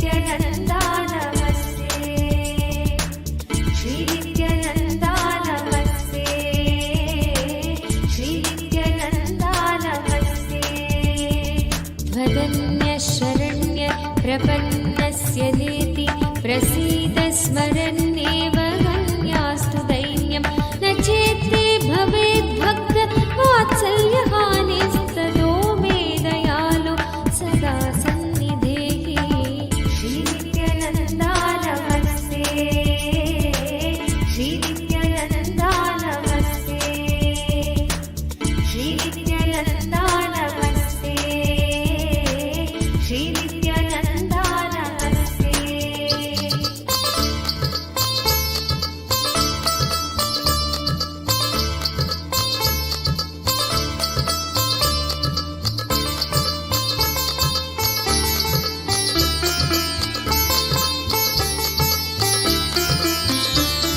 अयं दानकालस्त्वहं दानपात्रं भवानेव दातात्मधन्यं न याचे भवद्भक्तिमेव स्थिरानेहि वाक्यं कृपाशीलशम्भो कृतार्थोऽस्मि तस्मात् श्री नित्यानन्दा नमस्ते श्री नित्यानन्दा नमस्ते श्री नित्यानन्दा नमस्ते श्री नित्यानन्दा नमस्ते।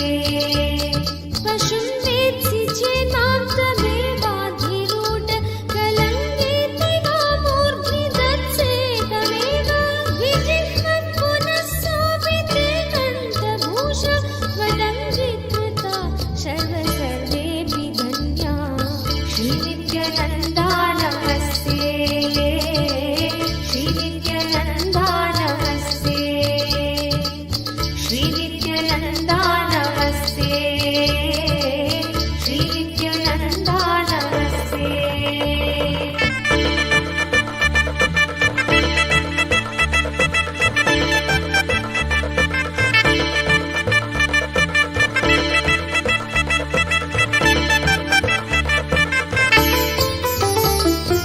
शक्नोमि कर्तुं परद्रोहलेशं कथं प्रीयसे त्वं न जाने गिरीश तथा हि प्रसन्नोऽसि कस्यापि कान्ता सुद्रोहिणो वा पितृद्रोहिणो वा श्री नित्यानन्दा नमस्ते श्री नित्यानन्दा नमस्ते श्री नित्यानन्दा नमस्ते श्री नित्यानन्दा नमस्ते। स्तुतिं ध्यानमर्चां यथा वाद्विधातुं भजन्नप्यजानन् महेशावलम्बे वसन्तं सुतं प्रातुमग्रे मृखण्डोर्यमप्राणनिर्वापणं त्वत्पदाब्जम् श्री नित्यानन्दा नमस्ते श्री नित्यानन्दा नमस्ते श्री नित्यानन्दा नमस्ते श्री नित्यानन्दा नमस्ते।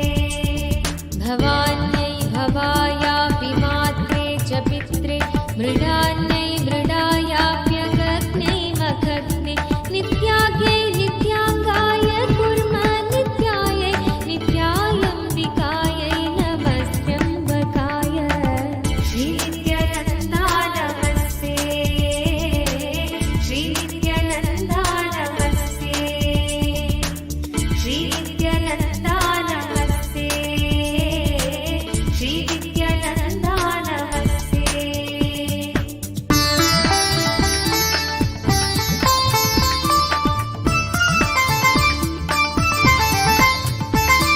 भवद्गौरवं मल्लगोत्रं विदित्वा प्रभो रक्षकारुण्यदृष्ट्यानुगम्मां नित्यात्मानुभावस्तु तामक्षमोऽहं स्वशक्त्या कृतं मे परागं क्षमस्व श्रीनित्यानन्दा नमस्ते श्रीनित्यानन्दा नमस्ते श्रीनित्यानन्दा नमस्ते श्रीनित्यानन्दा नमस्ते यदा कर्णरन्ध्रं व्रजेत् कालवाग विषत्कण्ठघण्टाघणात्कारणागं वृषाधीशमारुह्य दैवोपवाक्यं तदा वत्समाभिरिति प्रीणयत्वं श्रीनित्यानन्दा नमस्ते श्रीनित्यानन्दा नमस्ते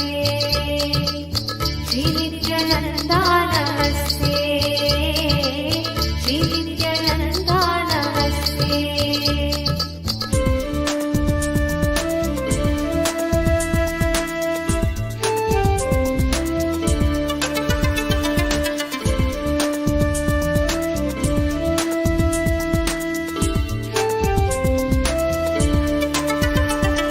यदा दारुणा भाषणा भीषणामि भविष्यन्त्युपान्ते कृतान्तस्य दूता वदामन्मनस्त्वत्पदाम्भोरुहस्थं कथं निश्चलं स्यान्नमस्तेऽस्तु शम्भो श्रीनित्यानन्दा नमस्ते श्रीनित्यानन्दा नमस्ते श्रीनित्यानन्दा नमस्ते श्रीनित्यानन्दा नमस्ते यदा दुर्निवारव्यथोऽहं शयानो लुठन्निःश्वसन्निःसृता व्यक्तवाणी तदा जग्नुकन्या जलालं कृतं ते जटामण्डलं मन्मनो मन्दिरं स्यात् श्रीनित्यानन्दा नमस्ते श्रीनित्यानन्दा नमस्ते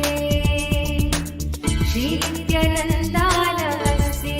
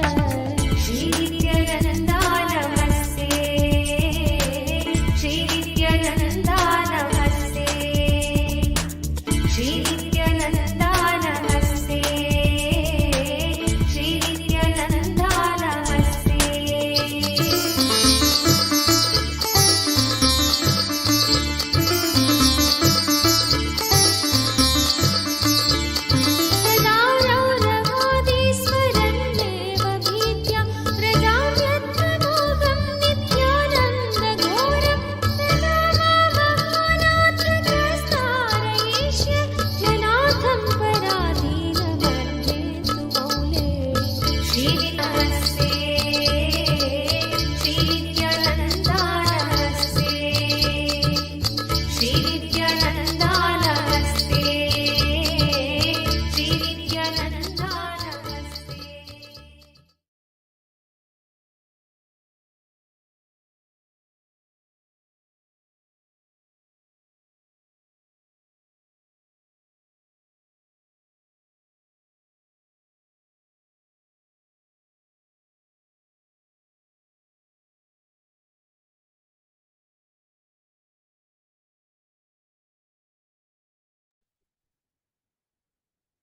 There's an extremely beautiful darshan of Swamiji that all of us just had.